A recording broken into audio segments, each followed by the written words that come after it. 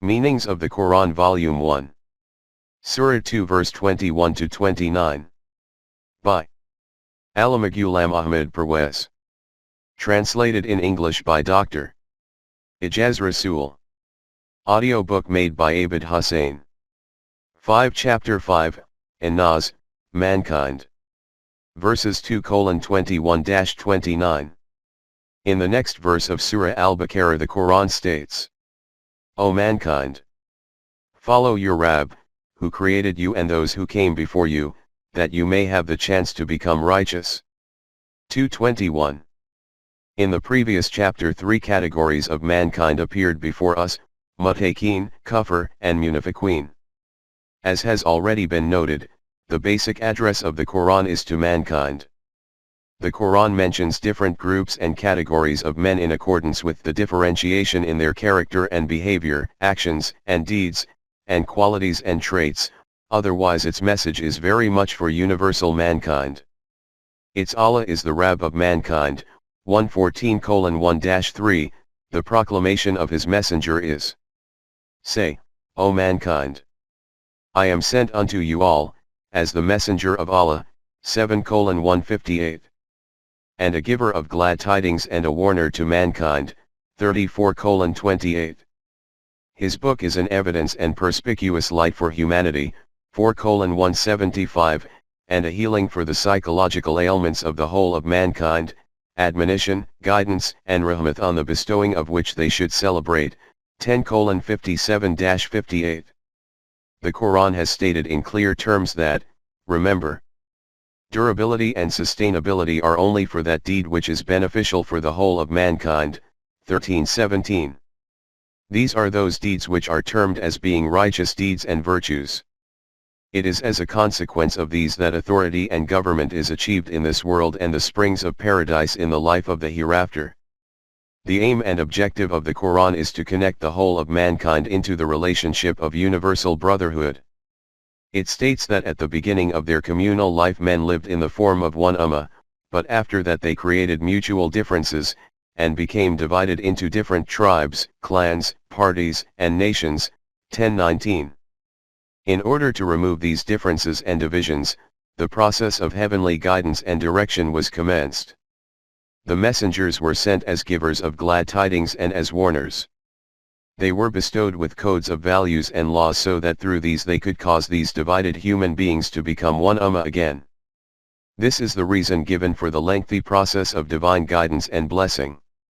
It is on this very basis that in the verse being discussed an nas is addressed, and they are told the same thing which was being repeatedly stated through various anbiya, i.e. abandon the laws and regulations created by men, which, by dividing you into factions, have turned you into enemies of each other, and follow only the divine laws. The Quran has clearly stated that the purpose of human creation can only be fulfilled if man adopts obedience and compliance to the divine laws. It is stated in Surah Ad-Dhariyat, jinns, nomads, and men are created so that they may serve me, through laws. 51:56. Men, whether they are living a communal life in towns, or the dispersed life of desert tribes like nomads, can only achieve the purpose of their creation when they adopt the sovereignty of Allah alone. 5.1 The attribute of Rububiyyat of Allah. As has been noted already, the personal name of God in the Quran is Allah, and the remainder are all his attributes which are called al-Asma'ul Husna. These attributes of Allah have been presented with great frequency and reiteration in the verses of the Quran. This is also a miracle of the Quran that whatever attribute of Allah has been referred to at any place, it fits exactly, and explains the meaning of that verse in a very appealing style. In the verse under view it is stated, O mankind, follow your Rabb, i.e. here the attribute of Rububiyyat of Allah has been portrayed in a prominent way. This is because the subject of the verses under view is itself the universal Rububiyyat of Allah. The meaning of the term Rabb has been explained in the first verse, 1:1, of Surah Al-Fatiha. This can be noted there.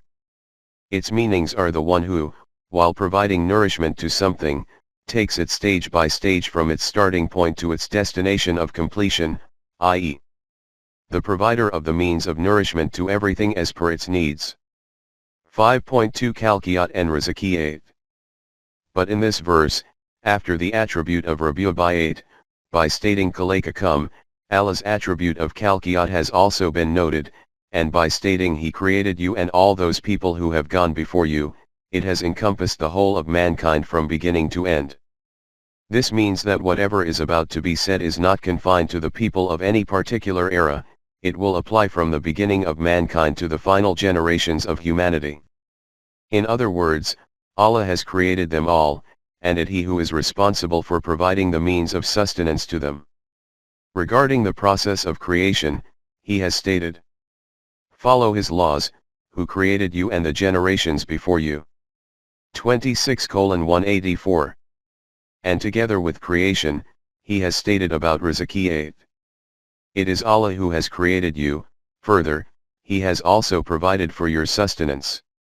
30:40. At many other places it has also been clarified that other than Him there is no creator or sustainer. In Surah Fatir it is stated, "O mankind! Call to mind the grace of Allah unto you.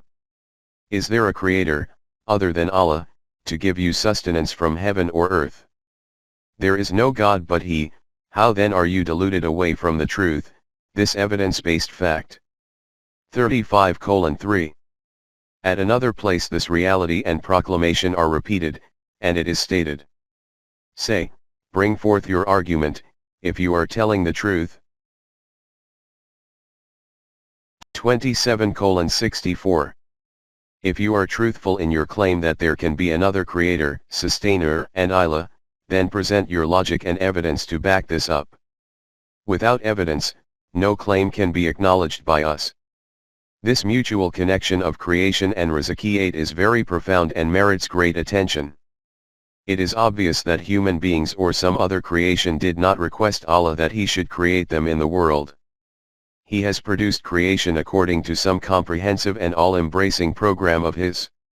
Just consider, would it not have been injustice and wrong that a creation was produced but the resources and means on which their life and nourishment was dependent was not created? Allah did not do this. He first of all created these means of sustenance and nourishment, and then following this, that creation for whom this wherewithal was required. Experts on earth and life sciences inform us that air, water, light, heat, and the potential to grow in the earth came into existence first, and living creation came into being afterwards. This is the fundamental link between creation and Rizqiyat. Furthermore, when we see in the world that a vast proportion of creation remains deprived of the means of sustenance, this is a consequence of the non-divine distribution of sustenance, which men have held back in their own hands, otherwise Allah had created these resources and means for the Rabubayat of the whole of mankind on an equitable basis. Details of these matters have been covered under verse 2:3. Further elaboration of these will also appear in the verses being discussed and even following this, wherever there is a discussion about the economic system. This was, however, just an additional point. The real subject here is takhliq, creation. The root of khalqan is khlq. The fundamental meaning of this is to measure with a view to making something, or cutting it, to estimate it, to assess its proportion and balance, to make one thing from another thing. Hence, khalqan will mean to estimate something, to trim and refine its outline, and then to make it with style and form so that its proportion and balance remains absolutely precise. In other words, by giving ever new combinations to different elements, to keep creating new things from them. An explanation of this point will appear later. 5.3 Khalq and Amar. In Surah Al-Araf it is stated, "Is it not that Khalq and Amar belong to Him?" 754. Be aware that Khalq and Amar are both for Allah, no other is a partner with Him in these. These are what are commonly called the domain of Amar and the domain of Khalq. There was an introductory discussion about Amar at the end of the previous chapter in connection with Allah being omnipotent. The mutual connection between Amar and Qadr was explained there. The word al-amratu was used for the path in a desert that was flagged by placing small stones. From this respect its basic meanings are sign, marker, or direction. This word is also used for numerous other meanings, but here we will confine ourselves to only these meanings because the subject under our consideration is related to these. It is clear that when some manufacturer forms the intention to make something, then first of all a concept or idea about it emerges in his mind. Then he thinks and reflects about its different aspects, he envisages the possibility of its creation and constitution. And when he has ascertained all these matters theoretically, then he takes a step to make this thing in a tangible form. In the creative program of Allah, this first stage is called the domain of Amar. In this, all matters related to the thing which is going to become created are decided conceptually. You can call this the planning stage. But in the creative program this stage is so important and intrinsic that without it nothing can be brought into existence, and if this stage is established with certainty, then it is as if that thing has come into existence. For the expression of this fact, these kinds of verses appear in the Quran in various places, e.g. when he makes a decision about an Amar, then he says to this Amar, be, and then it becomes. 2:117. We can know nothing about what this Amar of Allah is and how it is carried out, our knowledge is restricted to the domain of Khalq, and cannot advance beyond this. The renowned philosopher, Pringle Pattison, states that it is a limitation of the English language that there is only one word creation in it for takhliq, even though it was necessary that there should have been separate words for these two stages of takhliq, invisible and tangible. In the Arabic language these separate words, Amar and Khalq, exist, and the Quran has used these for this very purpose. If there had been a little more vastness in this philosopher's vision, then he would have seen that the Quran has used not just two separate words for these stages, it has used three words, and the three stages in the creative program to which these words point are very important and fundamental. This third word, or stage, will appear before us later. When the stage of Amar becomes decided, then after that the stage of Khalq appears in front. This is that stage where that thing adopts a tangible form. We have seen the meaning of takhliq is the creation of a new thing by mixing different elements together in precise proportions. For a human manufacturer or artisan this stage is very easy. When he decides on the plan for something in his mind, those elements by combining which he has to make that thing are already present in front of him, e.g. when an architect has prepared a plan for a house, the materials which are necessary for the construction of this house exist in the world: bricks, stones, cement, steel, wood, etc. For this, all that remains to be done is that he keeps on constructing the house according to the plan by mixing these constituents, essential items, in specific proportions and quantities. But when Allah began his creative program, this was not the situation. He prepared a blueprint of the creation of the universe in the domain of Amar. At that time there was nothing in existence like this from which the creation of the universe could take place according to this program. Here, first of all it was necessary to bring those elements themselves into existence from whose new combinations different things of the universe become created. This is the third stage, or we could say the middle stage, in the creative program of Allah, which remained obscured from the vision of Pringle Pattison. This is the stage of bringing into existence tangible fundamental elements from nothing. 5.4 Badi and Fatir, creating from nothing. The Quran has used the words Bada'a and Fatara for this, i.e., bringing something into existence for the first time. In Surah Al-Baqarah Allah has described himself as, to him is due the primal origin of the heavens and the earth, 2:117. In Surah Yusuf it is stated, Creator of the heavens and the earth, 12:101. In Surah Al-An'am this word has appeared as an active participle where it is stated, who created elements of the heavens and the earth from nothing, 6:79. A detailed discussion about the creation of the universe will come later at its own place. Here we wish to confine ourselves to the basic points of this program. Following analysis of various things in the universe, Western scientists reached this conclusion that by delving further and further into the constitution of these things, We reach such a point where certain things appear before us that are not compounds of different constituents but are in fact unique. These unique things are called elements.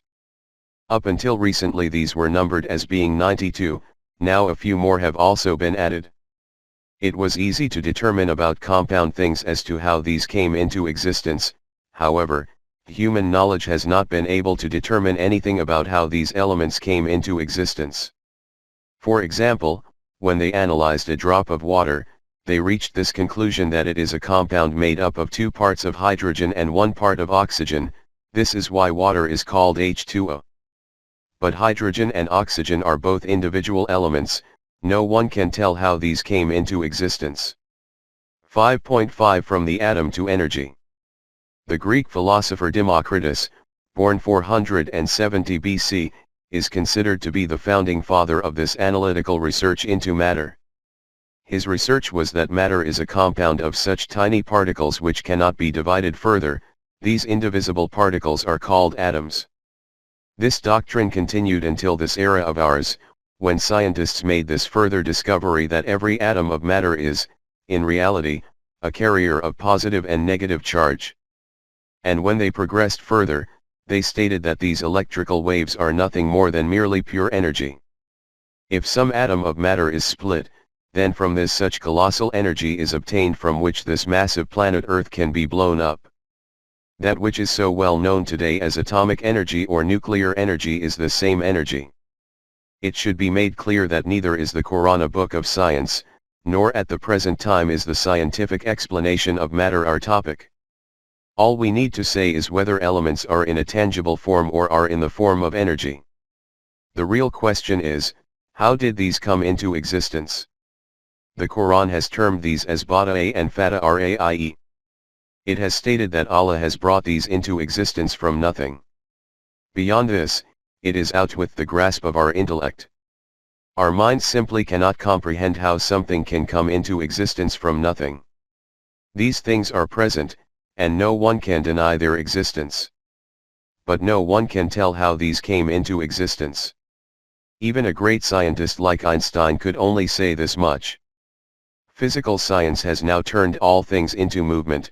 The universe, which appears to us to be a collection of things, is not a solid entity which is situated in space. This is not a thing at all, instead it is an action, or a structure of events. Have you observed how the direction of scientific research is turning from the domain of calc to the domain of Amar? In the meantime, this fact that how did the beginning of this universe of matter take place remains a conundrum. This is that point where Eddington is standing perplexed, looking towards the heavens, just like the farmer who plows his fields. Ernst Haeckel has written a very interesting book which is titled, Riddle of the Universe, in which he writes, "We should acknowledge that we are just as ignorant today about the truth and reality of nature as we were, 2,400 years earlier in the time of the Greek thinkers, or 200 years previously Newton and Spinoza, or 100 years previously Kant and Goethe were ignorant. We should, in fact, also accept that the deeper we attempt to delve into the depths of this atom from which this universe is formed, and of which matter and energy are properties, the more mystifying it becomes. We can obtain knowledge about its physical forms and their evolutionary stages, but what the actual reality is behind these forms, we can know nothing about that." Dr. James Arnold Crowther, professor of physics, University of Reading, states that the system of nature in its profound, fundamental simplicity is so spectacular that in the world of science, the last word on any subject will have to be left to the last man. As we have said above, the Quran is not a book of science.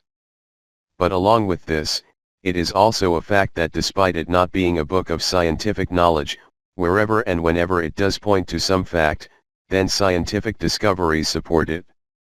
Regarding the initial elements of the material universe, it has only stated that Allah brought these into existence from nothing, but after this it has informed us how following this initial stage, the creative program of Allah gives a final form to different things after passing them through various evolutionary stages. At a few places the Quran has stated that it is He who begins the process of creation, of anything, and then takes it forward by progressing it through stages, 10:4. The aim from going through these steps is so that precise balance and proportion becomes created in it by trimming its rough edges. Who has created, and further, given order and proportion? 87:2. He creates a thing, and then gradually keeps creating balance in it. It is on this basis that Allah has called himself the initiator of creation, the evolver, the bestower of forms, or colors. 59:24. In other words, the one who initiates creation, then after passing that thing through different steps trimming its imperfections, and in this way giving it a final form. Aristotle had declared form to be the reason for distinctiveness between different things. Indeed, he used to call form as the thing. By calling Allah al-Musawwir, the Quran has made this reality clear, how by passing different things of the universe through creative stages, he brings these into a specific form. 5.6 Ahsan al-Khaliqin, the best of creators. This trimming and refining by Allah of the things of the universe is the most exquisite manifestation of beautiful proportion and balance. He has stated, He who has made everything which he has created into a balanced form, 32:7. Allah is he who has conferred the most balanced and proportionate, pristine, form to everything, and it is from this respect that he has declared himself the best of creators, 23:14, i.e., the best creator among creators. Other than the beauty of creation, there is another great point implicit in this. The fact that Allah has called himself the best of creators means that he accepts the existence of other creators too. Although the difference between them and Allah as creators will be that Allah is Ahsan al-Khaliqin, while the other creators are of a lower status. It is obvious that in our known universe only man can be a creator, i.e., making ever new things from different material resources. 5.6.1 Takhliq and Tawleed, creation and procreation.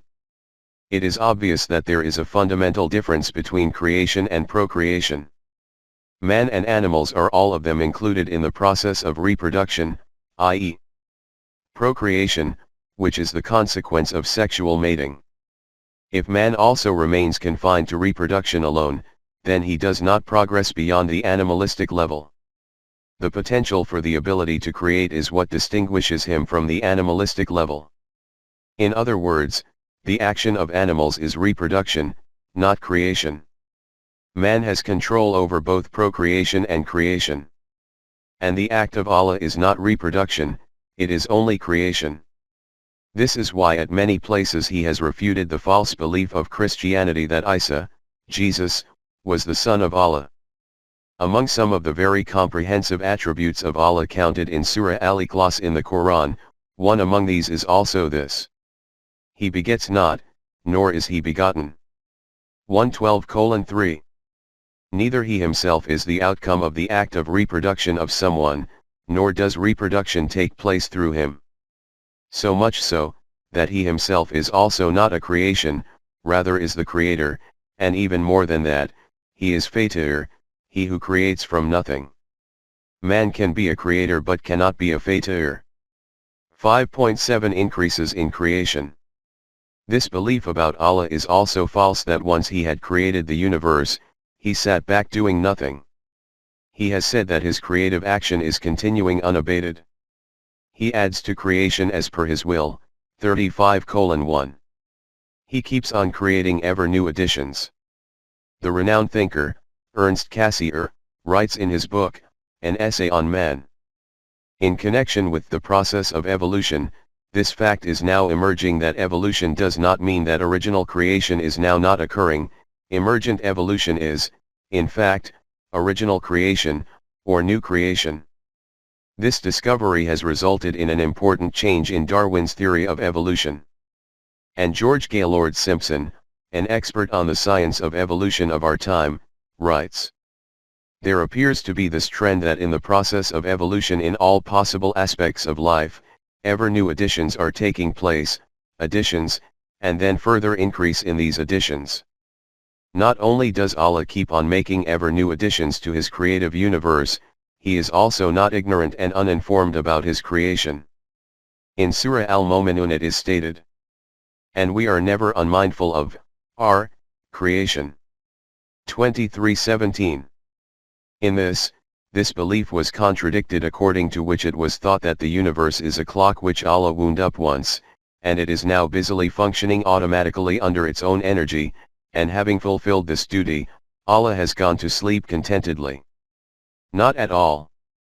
Allah keeps making ever new additions to creation and is also fully aware of their every state and condition.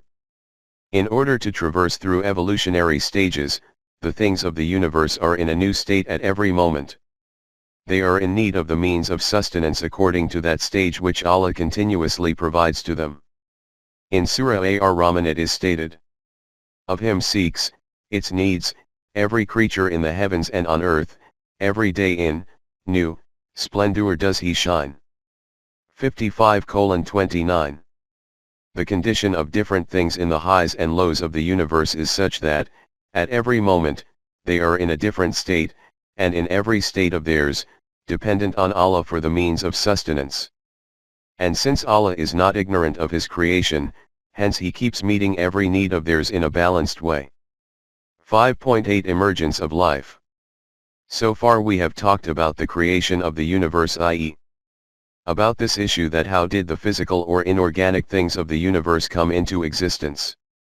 We have not discussed the subject of how life emerged on the face of the earth and how man himself came into existence. As far as the beginning of life is concerned, scientific research is also baffled in this regard in the same way that it is astounded and perplexed about the beginning of the universe. Though after the initiation of life, the conclusion to which they have reached about living things is the product of the doctrine of evolution. Although this doctrine originated via the renowned scientist Darwin, after him so many other such changes have taken place in it, that you could say that the name of Darwin can only be taken as a mark of respect. After studying the pages of the manuscript of nature, and from the perusal of buried treasures of ruins, and archaeological signs, the conclusion to which the human mind has arrived at about the emergence of life and the creation of man is noted below in brief words. 1. The beginning of life on the face of the earth occurred from water. 2. By the coming together of water and clay, the first life cell came into existence. 3. These cells of life, after dividing into different species like the branches of a tree, began growing, developing and spreading in different directions. 4. After phases consisting of thousands of years, different kinds of transformations kept occurring in the forms of these life cells. 5. After passing through these phases consisting of very long durations, the process of creation reached that destination which is called Tawlid, i.e., creation through reproduction. This can be taken to mean animal life. 6. An animalistic life, after passing through similar further very long durations, stage by stage, revealed itself in the human form, and in this way the life of Homo sapiens began. Since understanding this issue of how life came into existence was beyond the human intellect, this is why the Quran has moved on after only touching upon it to this extent.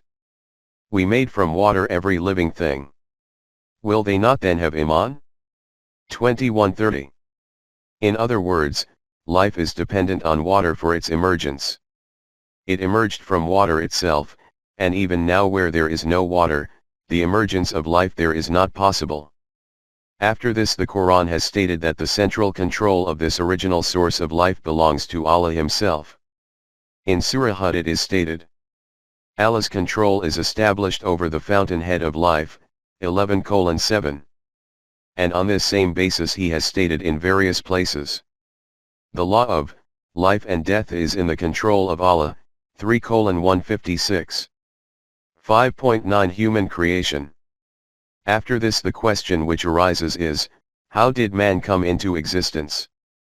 A detailed discussion on this topic will be carried out at that place where the story of Adam comes before us. Here it is sufficient to say that this concept which prevails among us that Allah first of all made a figure out of clay, and by breathing ruh into it, gave it a human form, and then by splitting open his rib cage, brought out his consort from this, and in this way, from this very first couple of a man and a woman, Adam and Eve, the process of multiplication of the human race commenced. This concept is not Quranic, it has been borrowed from Judaism. The signs which are available about human creation from the Quran also turn the direction of our thinking towards the doctrine of evolution itself.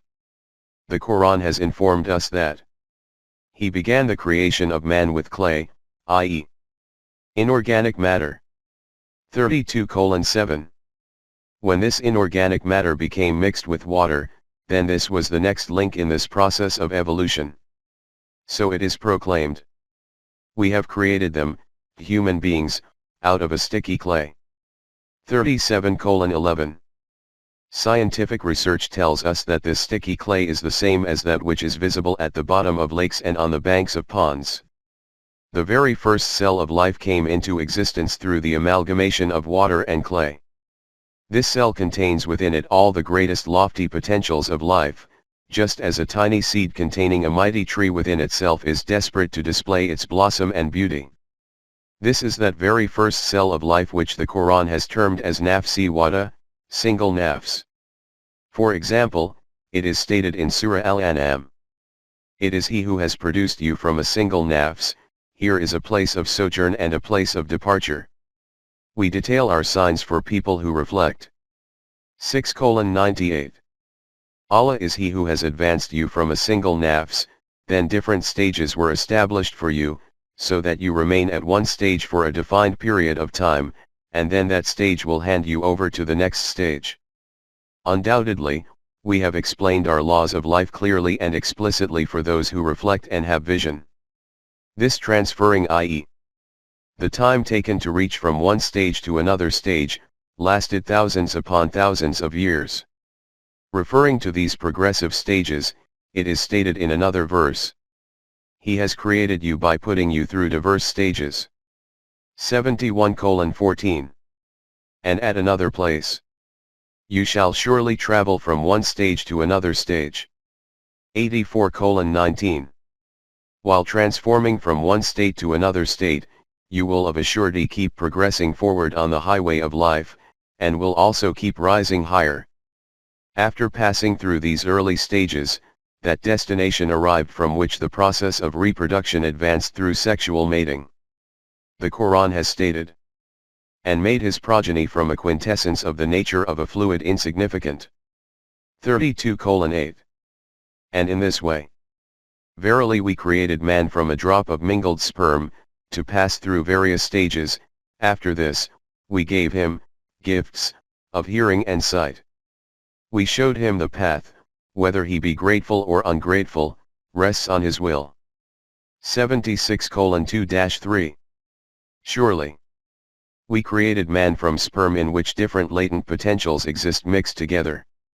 Then we kept turning him through various states until he was made into a hearing, seeing being, possessing intent and freedom to choose. After this we showed him the correct path of life, and left it to his choice whether he wished to adopt it or reject it. In this way, a man possessing choice and intent came into existence.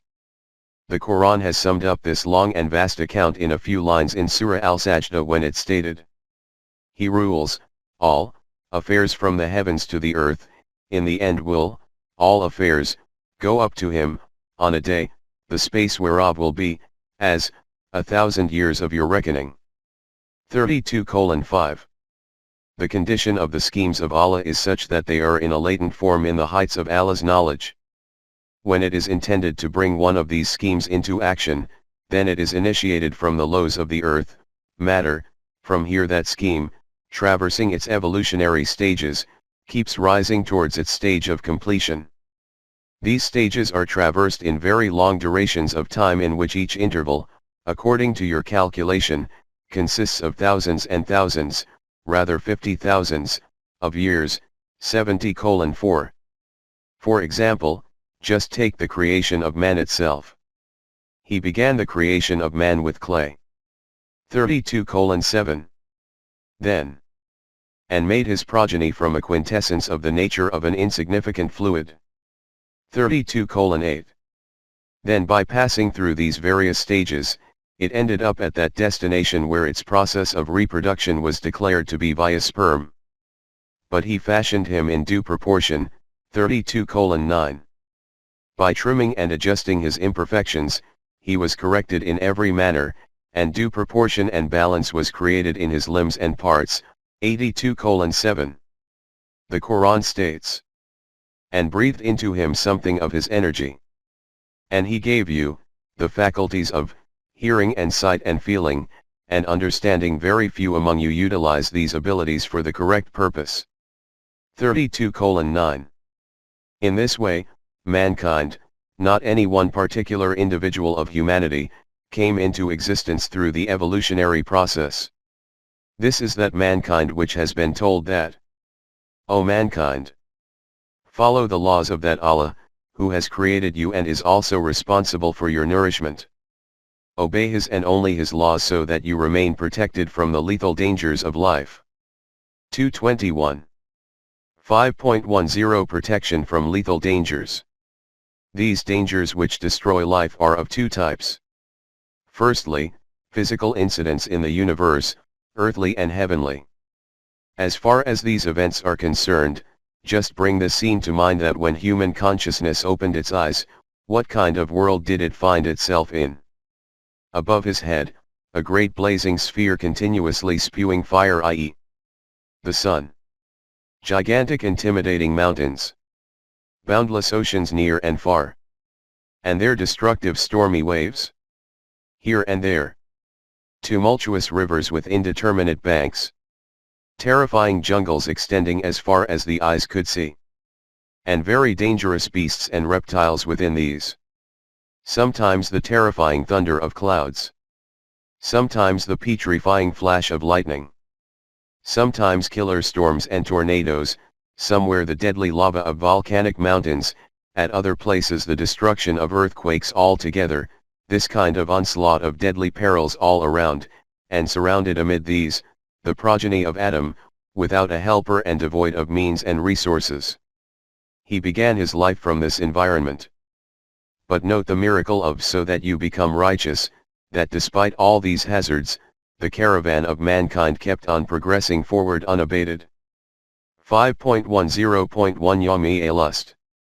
At this juncture, a great reality disclosing verse of Surah Al-Araf spontaneously comes before us, that verse which has been twisted into something else through its customary prevalent meaning.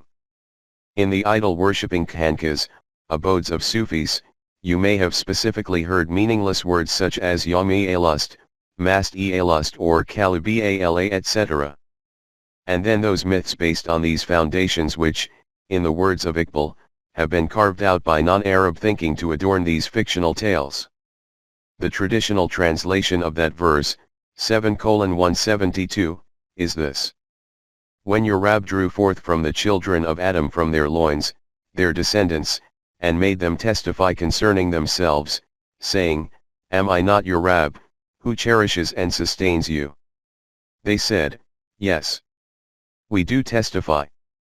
This, lest you should say on the day of judgment, of this we were never mindful. The entire meaning of this verse will be explained at its own place. Here it will suffice to say that the Quran has stated to Bani Adam, the progeny of Adam, that you tell us, that despite all these destructive elements which have been noted above, and other than these external hazards, despite even the destructions caused through human hands themselves, is this moving forward of the human race with continuity living evidence of the Rububiyyat of Allah or not? The existence of the human race is a talking picture and glaring evidence of divine Rububiyyat. Inquire about this from a scientist, he will tell you what a great reality the Quran has described in this one verse. As far as earthly and heavenly incidents are concerned, dealing with them was still easier, because the Creator of the universe had informed man that, and he has subjected to you, as from him, all that is in the heavens and on earth, behold, in that are signs indeed for those who reflect.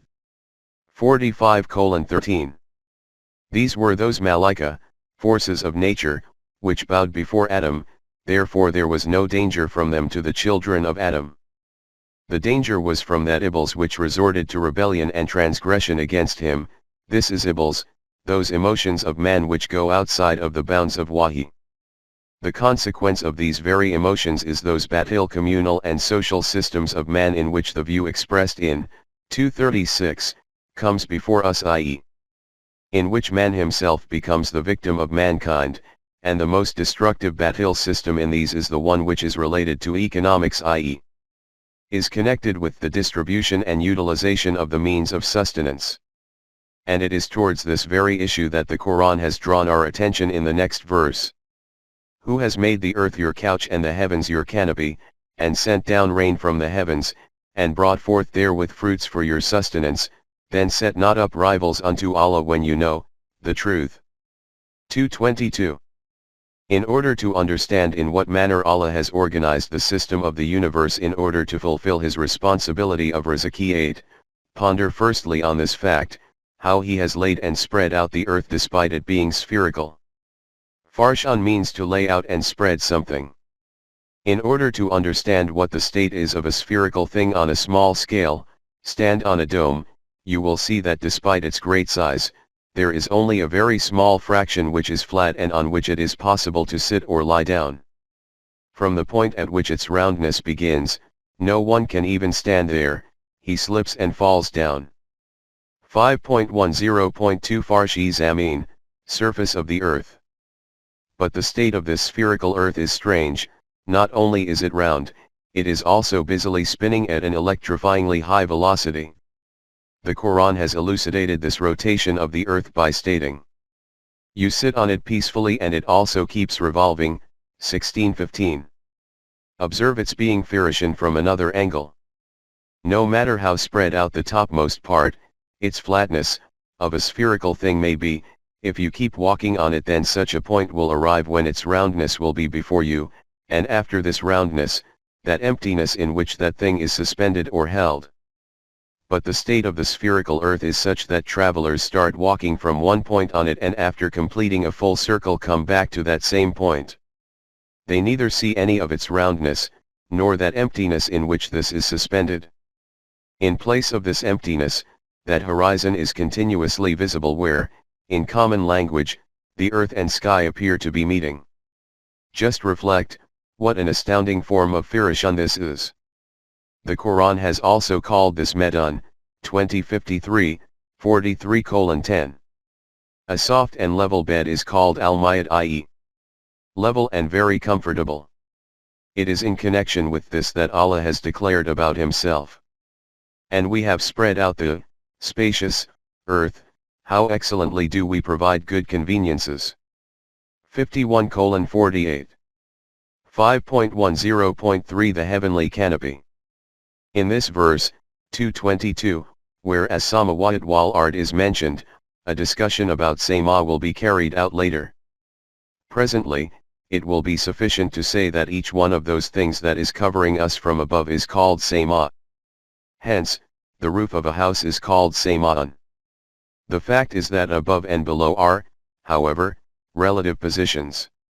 From this point of view, in relation to something below it, everything which is above that thing will be called Sama'an, and Ard'an, below, in relation to something which is above it. Keeping this interpretation in view, bring this verse of the Quran to mind and be entranced. The Quran declares, "It is Allah who has created numerous heavenly bodies in such a way that each Sama has one Ard." 65:12. Sama'an also means clouds. 5.11 Protected ceiling. In verse 222, being discussed, Sama'a bina'an is stated. The meaning of bina'an is a building, i.e., whatever is constructed is called bina'an. Furthermore, it also means a roof. Since the word firishan, floor, appears for earth, therefore, a more suitable meaning for bina'an will be ceiling.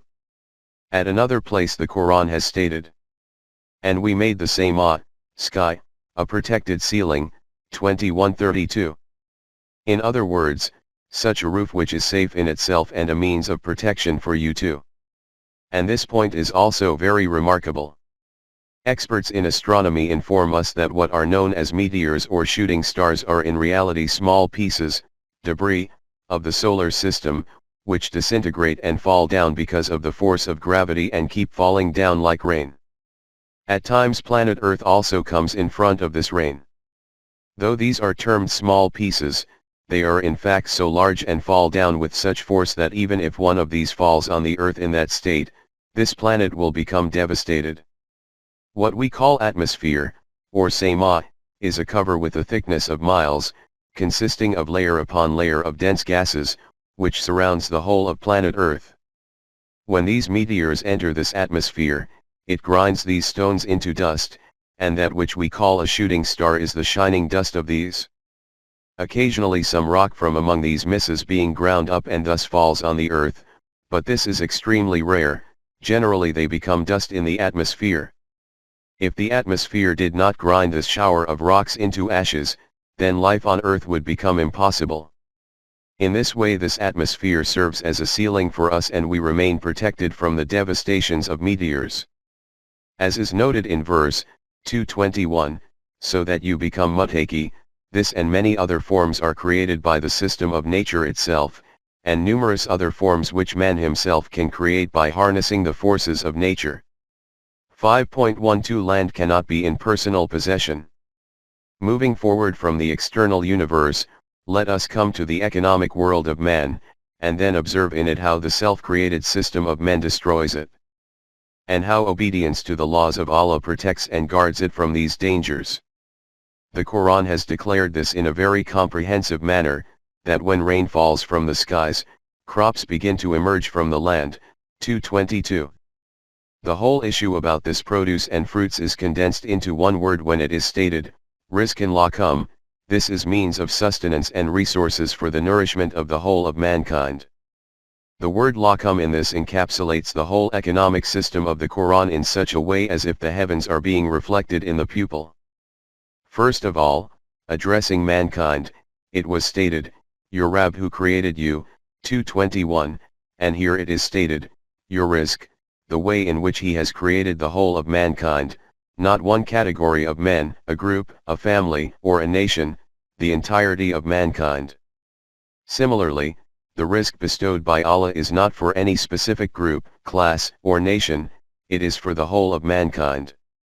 Ard, land, is a fundamental means of production, and about this the Quran has declared repeatedly and with emphasis that no one can have personal ownership of this, neither any individual, nor any group of individuals. First of all, he has declared at countless places that Ard and Sama, the earth and the heavens, are created by Allah alone. So when these are the creation of Allah, the question of anyone else having ownership over it does not even arise. This is why he has stated at numerous places that, know you not that to Allah belongs the dominion of the earth and the heavens, and is the cause for the completion of his defined program, 2:107, or the means to fulfill those responsibilities which he has assumed for himself. To Allah belongs all that is in the heavens and the earth. 2:284, also means this. What is this responsibility of his in order to fulfill which he has created the earth, and has kept his control over it? Regarding this he has stated in Surah Hud, and there is no creature on earth but its sustenance depends on Allah, 11:6. He has made this fact clear through cross-referencing of the verses, by presenting various aspects, that the earth is for the benefit of the whole of humanity, no one can have personal possession or monopoly over it. In Surah Ar-Rahman it is stated, and the earth he has laid out for the benefit of all creatures. 55:10. In Surah Al-Araf it is stated, and we have certainly established you upon the earth and provided for you therein means of livelihood, 7:10. In another verse, and we have provided therein means of subsistence, for you and for those for whom you are not providers. 15:20. This means such a creation whose sustenance is not the responsibility of humans. Men are only responsible for those herds and livestock which are in their control. It is for this that it is stated regarding the produce from the land, eat, therefrom, and graze your livestock too, 20:54.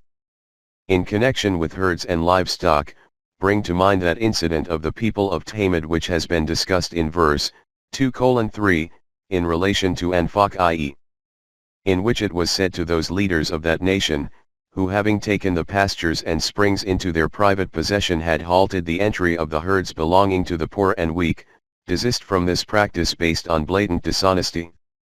This is the she-camel of Allah, and this is the land of Allah. Let the camel of Allah roam free so that it can graze in Allah's land. 11:64. Who are you to prevent the creation of Allah from being able to benefit from Allah's land? You have no right to place a barrier on this. And never have the bounties of your Rabb been restricted. 17:20. Those things which are bestowed freely from Allah for the benefit of the whole of creation without any effort or payment, and without any recompense, no one has the right to place a barrier on them. They should remain continuously flowing like water. 107:7. They should remain freely available to meet the requirements of every needy one equally. 41:10. 5.13 This is shirk. From the above description it is clear that, according to the Quran, the means of rizq, i.e., the earth, are created by Allah, and only Allah is the owner. Hence, to think that someone else can also be an owner of them will be shirk. This is why in the verse under view the Quran has stated, "So do not make nid of Allah because you know no one can be his nid." 2:22. At this place in the Quran the word nid has been used for a partner and an equal of Allah. This is also a marvel of the Quran.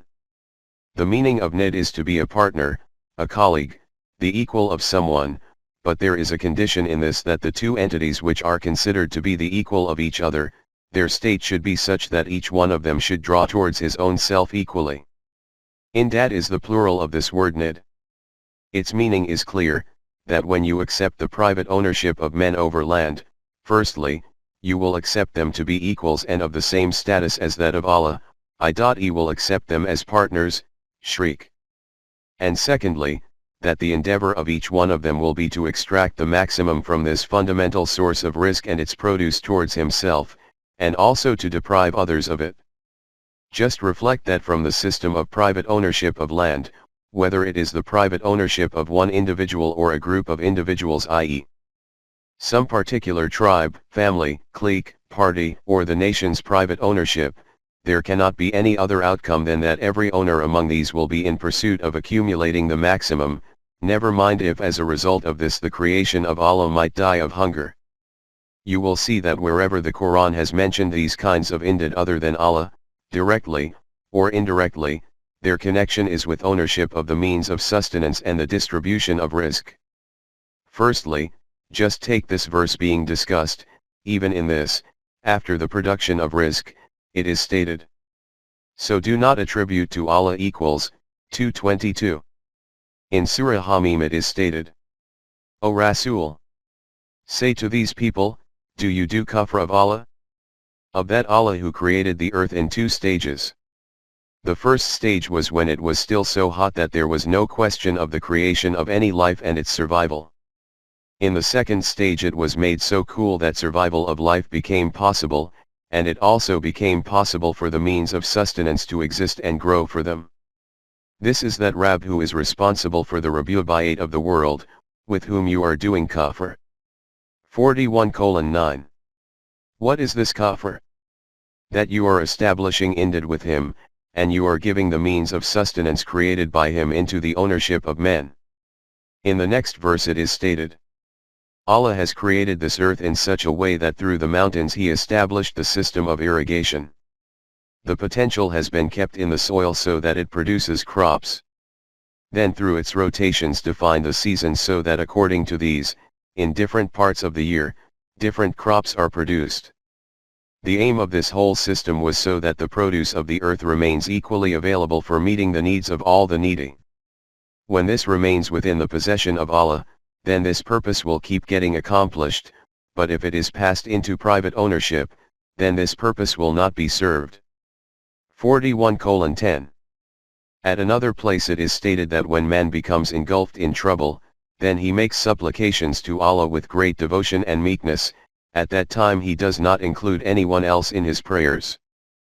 But when he achieves some prosperity, then he forgets everything and starts to adopt indad, partners and associates, with Allah. Because of this, he goes astray himself and also misguides others. This is stated to be kufr. You will certainly gain some temporary advantage from this, but ultimately you will be ruined and destroyed. 39:8. This very fact is described in Surah Ibrahim in these words. Have you paid attention to the state of those people who displayed kufr towards the na'ima, favors, of Allah, and in this way deposited the caravan of their nation to that marketplace where there was no buyer for this produce, all their possessions and wealth were wasted? 14:28. This is termed the destruction of hell. 14:29. This kufr towards the na'ima, bounties, occurred like this. They established need of Allah, and in this way, by leaving the path leading to Him, people went astray. Tell them that this path of yours will provide you with sustenance of life for a while, but your final abode will be the destruction of hell. 14:30. In Surah Al-Baqarah this has been described in even greater detail. It is stated, "It is a fact that in the creation of the heavens and the earth, in the alternation of night and day, and those ships which float about in the oceans and are a means of sustenance for people, in the rain which Allah showers down from the clouds and through it provides new life to a dead land, in those living creatures which move around on earth, in those winds which blow in different directions throughout different seasons, and those clouds which are suspended between earth and space and remain tied in the chains of the laws of Allah, all these signs and manifestations are evidences indeed of this fact for men of understanding that all these are created by Allah and are in His ownership." 2:164. But despite this, there are such people who invent indeed of Allah, among whom every single one pulls others towards himself, so that his party becomes greater in number and more powerful. But those people who recognize Allah as Creator and Master, no one can draw them towards themselves. If they are pulled anywhere, it is towards Allah. 2:165. Why do people become lured towards these false gods? Purely because they have taken the fountainheads of sustenance into their personal ownership, and in this way there is no other option for those who are deprived and destitute than to approach them willingly, and to obey every command of theirs merely for the sake of bread. These are those various gods about whom it is stated. Remember, if there had been another deity along with Allah, then the situation would have been such that every god would have pulled its own creation towards itself, and in this way some gods among these would have overshadowed other gods.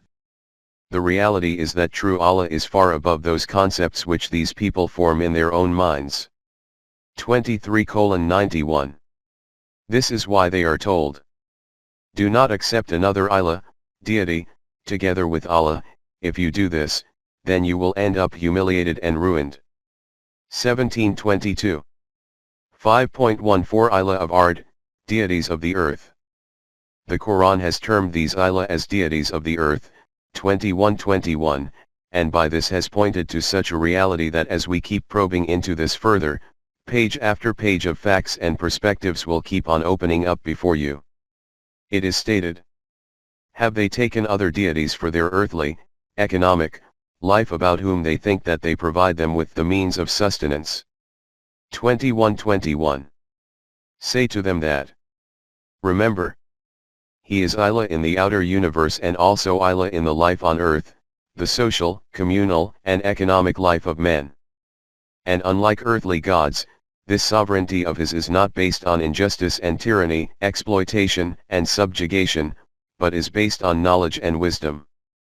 43:84. Here it is stated that accept the one whom you acknowledge as Allah of the outer universe as being in authority and control in your own earthly life. 2. It is not known to what extent people could comprehend this supreme reality at the time of the revelation of the Quran, but in our times it has become unveiled before us in such a way that no difficulty remains now in understanding it. As we have already described earlier, our era is that of materialism or secularism. Secularism means denial of God, which is of two kinds.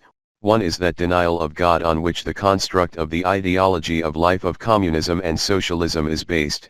In other words, right from the start they deny the very existence of God as an entity. 5.14.1 God of the universe. The other kind is that which is prevalent in those nations which call themselves theists. These are those people who, though they accept a God of the universe, reject him in their earthly life. Whenever God is mentioned to them, they will say that we accept that God has created the universe and this process is in operation and continuing to function according to his established laws of nature. Their iman in God is confined to this point. As far as their communal, social, economic, and political life is concerned, they say that religion, i.e., God, has nothing to do with this. We will run it according to our own choice and desire. This duality, i.e., a separate God for the universe, Ila al-Azma, and a separate God for human life, Ila al-Ard, has become a pattern for all of today's followers of God. You may remember that when Western nations, Europe and the US, were threatened by the onslaught of communism, they raised the slogan that, God's worshippers in the world, come and unite to oppose these rejectors of God. By worshippers of God they meant those who believed in a God of the universe, because none of them believed in a God as being Ilah of the earth, nor do they do so even now. Just observe in what crystal clear words the Quran illustrates this fact 1400 years ago. In some verses it has described this reality in brief words, and in others in more detail. In Surah Luqman it is stated, and if you ask them, who it is that created the heavens and earth? They would surely say, Allah. Say, Hamd be to Allah.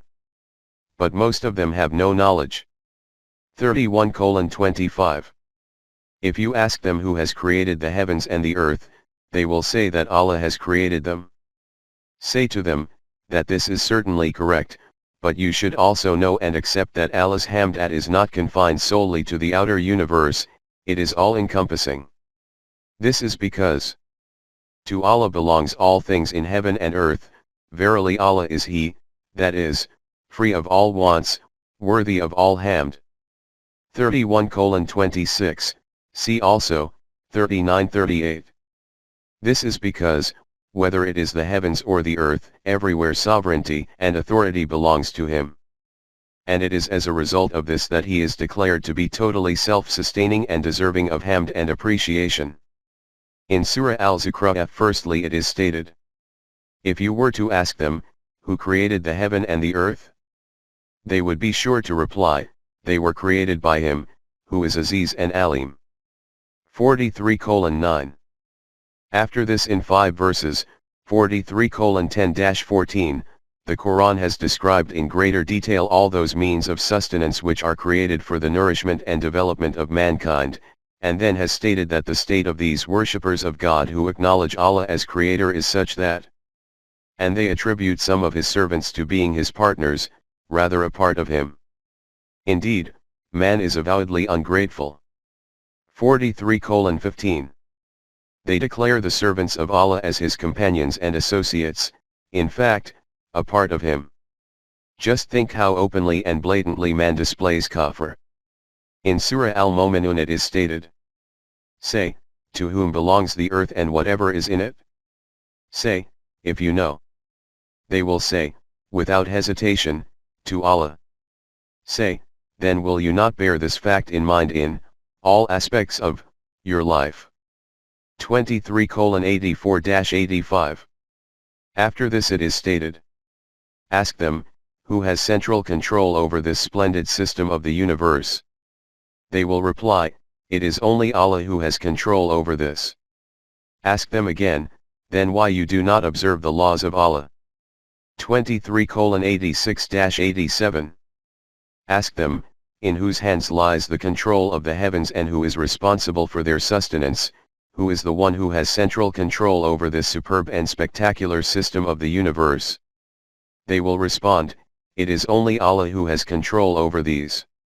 After this the Quran states, say, in whose control and authority is everything of the universe, and who can harm him who comes within his protection, but no one in the universe can protect the one who transgresses against his laws. They will also acknowledge that all this also belongs only to Allah. Then ask them, that after acknowledging these facts, how is it that you are deluded that what I tell you is not the truth? I do not say anything except that his laws, which he has bestowed through Wahi, should also be in control in human life. 23:88-89. And then after this, it is stated. It is not that they are somehow confused in this regard. The issue is that we have sent to them that code of laws which is based on haqq and truth from start to finish. But they refute it since it affects their vested interests, and they wish to limit their godliness only to the extent that control and authority in the outer universe belongs to Allah, because in this way there is no impact on their vested interests. But they do not accept any control and authority of Allah in their communal life. Remember, this kind of acknowledgement of Allah is meaningless, therefore these people are liars when they claim that they accept Allah. 23:90. In Surah Al-Ankabut first of all this basic principle is noted. And how many are the creatures who carry not their own provision? It is Allah who feeds them and you. This is because He is all-hearing, all-knowing. 29:60. Say to them, just reflect how many living creatures are there in the universe who carry their own risk around on their backs. They all receive their means of nourishment according to the universal law of Rabu'iyat of Allah. Therefore if you also establish a similar system among yourselves, then all of you will keep receiving risk in this way. This is because Allah hears each and every one, and is aware of the needs of each and every one. After this it is stated that the state of these people is such that though they accept the authority of Allah's laws in the outer universe, they wish to keep Him out of the human world. For example, if you ask them, who has created the heavens and the earth and subjected the sun and the moon, to His law? They will certainly reply, Allah. How then are they deluded from the truth, do not follow Wahi in their own system? 29:61. The verse after the next one states, if you ask these people who it is that showers down rain from the clouds and through this gives new life to land which is dead, in reply they will say that all this is indeed done by Allah, and He does it with great finesse. Say to them that when you acknowledge that wherever there is the law of Rabu'iyat of Allah operating, wonder and admiration are evoked, then why do you not establish that same law in your society? But the problem is that having reached this stage, the emotions of their vested interests will overwhelm their ability to reason and understand, and in this way they will not make use of this ability, otherwise this is not something which is beyond their intellect and reason. 29:63. Had we wished, we could have quoted here the sayings of renowned scientists, philosophers and thinkers from Europe, from which this fact would have become apparent how they acknowledge this fact that there is a law operating everywhere in the outer universe, and these laws are neither devised by these things of the universe, nor are they established by man. These laws are formulated by that same Allah who has created these things of the universe. After noting these kinds of observations of theirs, we would have also described how adamant they are that there can be no practical role for Allah in their political, social, and economic life. They are able to legislate laws themselves for this. The only intrusion of religion that they can accept is that people should worship God in their respective ways, and hold whatever beliefs they wish, provided these do not clash with national laws.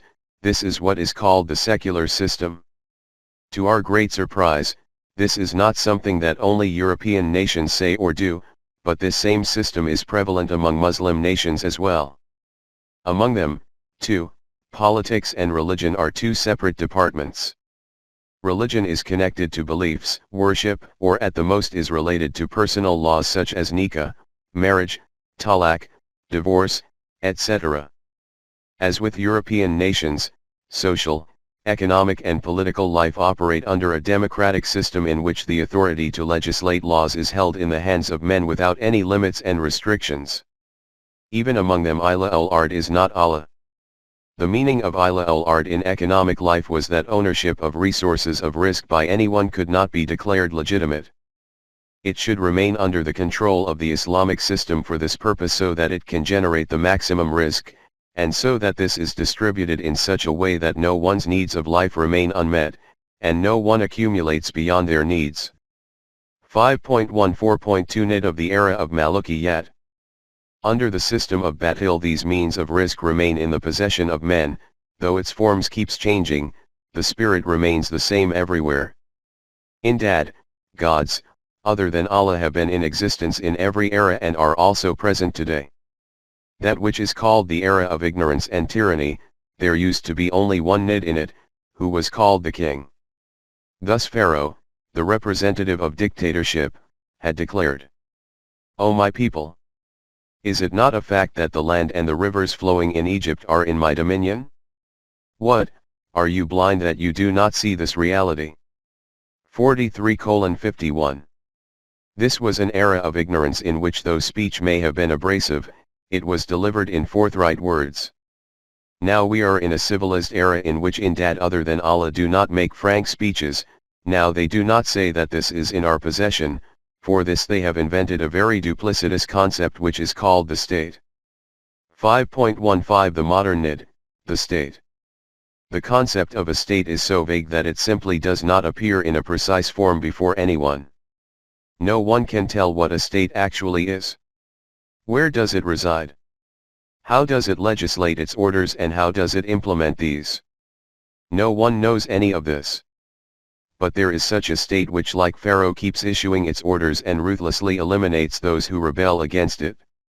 When Mahmud of Ghazna invaded Somnath, he was told that the sacred image of a deity erected in the temple has many supernatural powers, it responds to the prayers of people and fulfills their requests. Mahmud was greatly surprised at this, and he went inside the temple and looked around curiously, and he saw that there was a curtain hanging behind the deity which was not immediately visible, and those voices which people thought were coming from the deity arose from behind this curtain. Despite the objections and resistance from the priests, he tore down this curtain. What he saw was that all the high priests were seated behind the curtain and in the name of this deity they did whatever they desired backstage. In modern times the status of the state is also like that of this deity. If you analyze the business of the state, this reality would become uncovered that whatever is being said and done in the name of the state are in actual fact the decisions and orders of the ruling class, which they issue in the name of the state, and compel people to obey them. The soul of Ila al-Ard remains the same, it has just adopted a different form, with this difference that at least the deity had a physical form, the idol of the state has no physical form. Instead of erecting it in some temple, it is erected in the idol house of the minds of the public through propaganda. The state is decreed to be the owner of the resources of risk, but it is actually in the hands of those few people who govern in the name of the state. The Quran declares all these men who directly or indirectly keep these in their personal possession as andadun min dunillah. 5.16 Halal and tayyib risk. After these explanations of the Quran, when verse 2:168 of Surah Al-Baqarah comes before us, we are plunged deep in thought. It is stated in this: O mankind! Eat of the risk which is produced by Allah in a halal and tayyib manner, and do not follow in the footsteps of shaitan, for he is your avowed enemy. 2:168. Here the Quran has instructed that the risk dispersed throughout the earth should be consumed in a halal and tayyib way. Tayyib means agreeable, pleasant, and the effects of which are very good. Up until this the matter is easily understood, but the question of consuming risk in a halal manner merits attention. Allah has specifically declared the dead, flowing blood, meat of pigs, and every one of those things which is associated with non-Allah as haram, c. 5:3, and other related verses. But in what is in the earth all edible things are included. What does it mean to eat them in a halal manner? Without becoming enmeshed in religious arguments about halal and haram, consider it enough to state at this juncture that the Quran has elaborated rizq-e-halal by calling it rizq-e-kareem, i.e. earning an honest crust. In Surah Anfal true mu'mineen is mentioned at 2 places, and in both places it is stated. Those are the mu'mineen, truly. For them are high positions with their Rabb, and protection, and noble provision. 8:4, see also, 8:74. Iqbal solved this difficult point by stating: O bird soaring high, death is preferable to that risk. That risk through which the flight becomes tainted. It is evident that for the acquisition of that risk in which man is dependent and reliant on another human being just like his own self. Leaving aside flight becoming tainted, the power to soar itself becomes paralyzed. When you bowed down before others, neither your body nor yourself remained yours. This is that risk which is received through the hands of Andadun Mindunillah. In contrast to this is that risk which Allah has called Rizq Allah, 2:60, or Rizqo, Rabbi Ka, 20:131, and declared it to be Khairun wa Abqa, i.e. good as well as sustainable. It is obvious that this is that risk which becomes available through the divine system, and in this no human being is either reliant on another human being, nor is under the burden of his favor. This is that very system in which the situation is such that there is no one who is begging for alms or who remains deprived, there is no slave or master, no ruler and ruled. Along with declaring the dead, blood and pig meat as being haram, the Quran has also stated that every one of those things which is associated with other than Allah becomes haram. This characteristic is found only in the divine system because risk in this is Rizq Allah, risk of Rabb, not that of any human being. This is why that risk is rizqi halal and tayyib. The beginning of the system had already taken place through the distinguished hands of Rasulullah, and it is obvious that according to this the process of removing large tracts of land from the clutches of big landlords had commenced in order to bring these under the management of the state. Some verses of the Quran are a witness to this. In Surah Arra this has been noted in an eloquent style. This question would have instinctively arisen in the heart of Rasulullah, that I do not know whether the system for the establishment of which I am making so much effort will become fully shaped in my lifetime or not. In reply, Rasulullah was told, whether we shall show you, within your lifetime, part of what we promise them or take to ourselves yourself, before it is all accomplished, your duty is to make the message reach them, it is our part to call them to account. 1340. Do not concern yourself regarding whether this will occur during your lifetime or not, it will most certainly take place, but you cannot assign any time for this. Your responsibility is to continue to keep on passing the message to people, it is our task to see when its effects become shaped and emerge in front. 5.16.1 Restriction imposed on tracts of land. After this it is stated, see they not that we gradually reduce the land, in their control, from its outlying borders. Where, Allah commands, there is none to put back his command, and he is swift in calling to account. 1341. This process has already begun.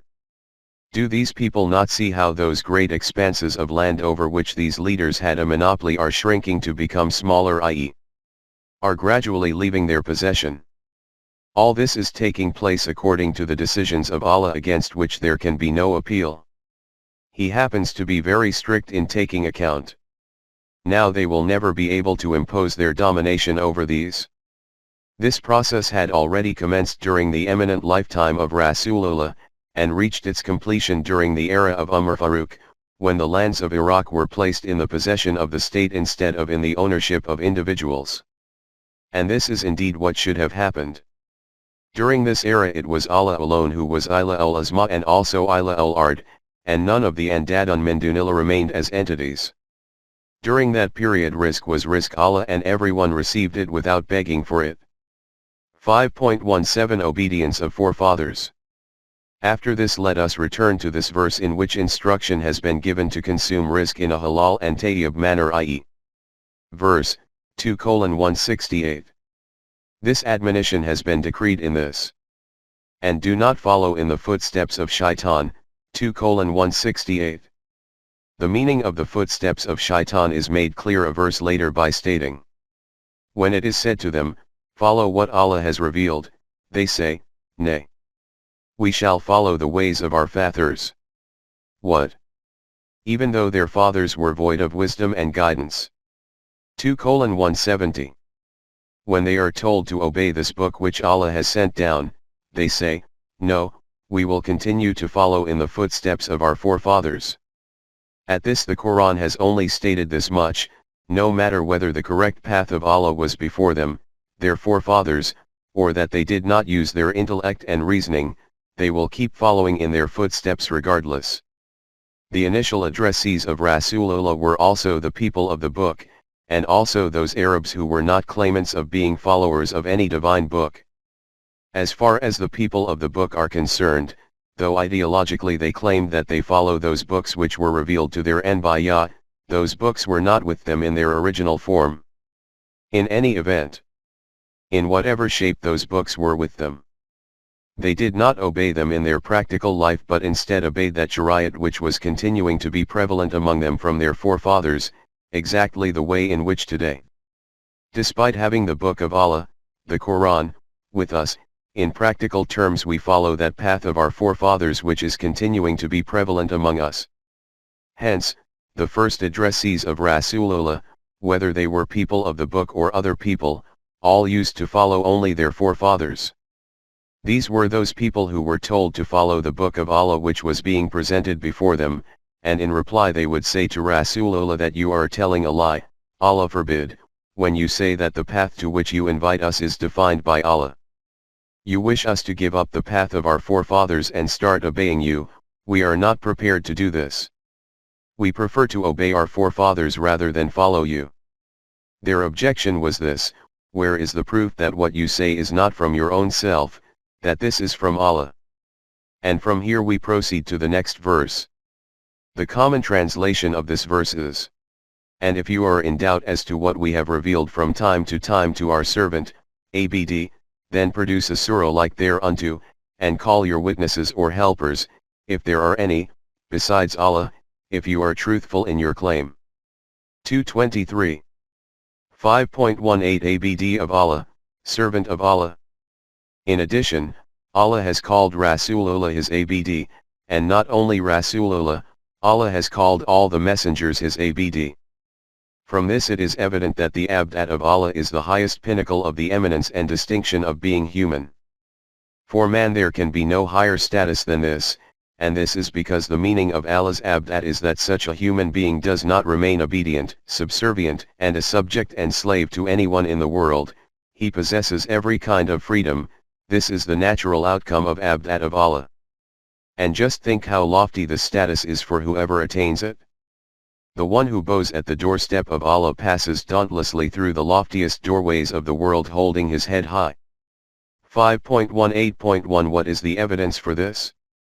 In any event, we were saying that the objection of these people was that where is the proof that whatever you are proclaiming is not the product of your own intellect but is wahi from Allah? If we examine this closely, for the claimant of Nubuwwat this was a most difficult situation. No one who was not a Nabi could see the wahi which he received from Allah in a tangible form. It used to be revealed to the heart of the Nabi, 2:97. After that he used to repeat the words of wahi through his tongue and used to present it to the people by stating that this is not the product of my own intellect, this is wahi revealed from the direction of Allah. Nor does he, the messenger, say aught of his own desire. It is wahi which is sent down to him. 53:3-4. And their question was, what evidence is there for this?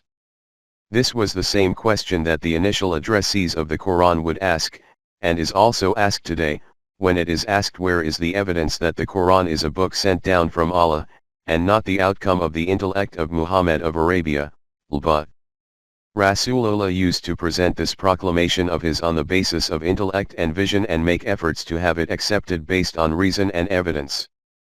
This is why it is repeatedly emphasized in the Quran to say to these people to make use of their intellect and reasoning, to think using their knowledge and vision, and to study this book with profound awareness and reflection. As a result, this reality will become clear to them that this is not the creation of human intellect. Its fountainhead lies out with human intellect. But who expends so much hard work and effort, especially those people who have been made not only ease-loving and lazy by following the path of taqlid, the way of their forefathers, but which has also paralyzed their abilities to think and reason. They used to demand some tangible sign as proof for it. 5.19 Demand for miracles. Such a sign which is paranormal and supernatural, and which they could witness in front of them using their physical eyes. Such a sign is termed a miracle, i.e., such an incident which leaves the human intellect and reasoning dumbfounded. It simply cannot fathom how did it happen like this. Man, being used to the physical world, demands physical signs as evidence for such kinds of proclamations, and bows his head before them only.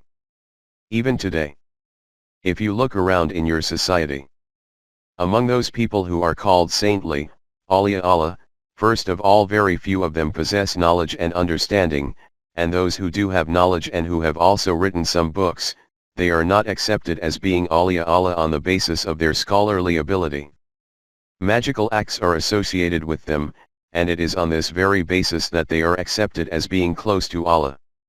If you sit in religious cloisters, those who take care of the tombs of these elders, or other devotees, will continually narrate marvel after marvel relating to these elders, and those listening will keep nodding their heads in appreciation. If you read their biographies, there will be no record in it of their scholarliness or intellectual pursuits. Even if some is found, it will be sparse. The whole book will be filled with tales of their miracles. Their fame will be due to these same miracles, and they will earn a great name on the basis of these. This is the same status of a living pur. If any of his extraordinary tricks or magic feats become famous, then witness how people are attracted towards him. People used to expect these kinds of unusual feats from the Anbiya as well, and these were also demanded from them. 5.19.1 Refusal to do this. We will discuss miracles later under their respective topic. It is enough to say here that the addressees of Rasulullah used to demand the same thing from him, and the reply which used to be received from Allah, through the lips of Rasulullah, was that my miracle is this book alone. Apart from this, no other miracle has been provided to me. This demand from the addressees and this reply from Rasulullah have been reiterated in the Quran at numerous places. A few verses are quoted here. In Sura Bani Israel it is stated, they say, we shall not believe in you, until you cause a spring to gush forth for us from the earth. 17:90. Or, until, you have a garden of date trees and vines, and cause rivers to gush forth in their midst, carrying abundant water. 17:91. Or you cause the sky to fall in pieces, as you say, will happen, against us, or you bring Allah and the angels before us, face to face. 17:92. Or you have a house adorned with gold, or you mount a ladder right into the skies. No, we shall not even believe in your mounting until you send down to us a book that we can read. 17:93.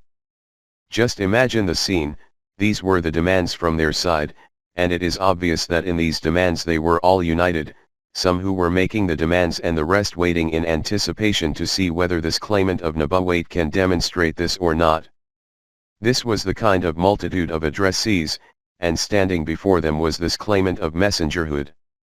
And you know what response was received from him, based on Wahi, this reply that, O Rasool, say to them that, firstly, this very concept of yours about Allah is false, that he will break his own laws of nature, about which his decree is that these are immutable, and will manifest such feats which go against nature.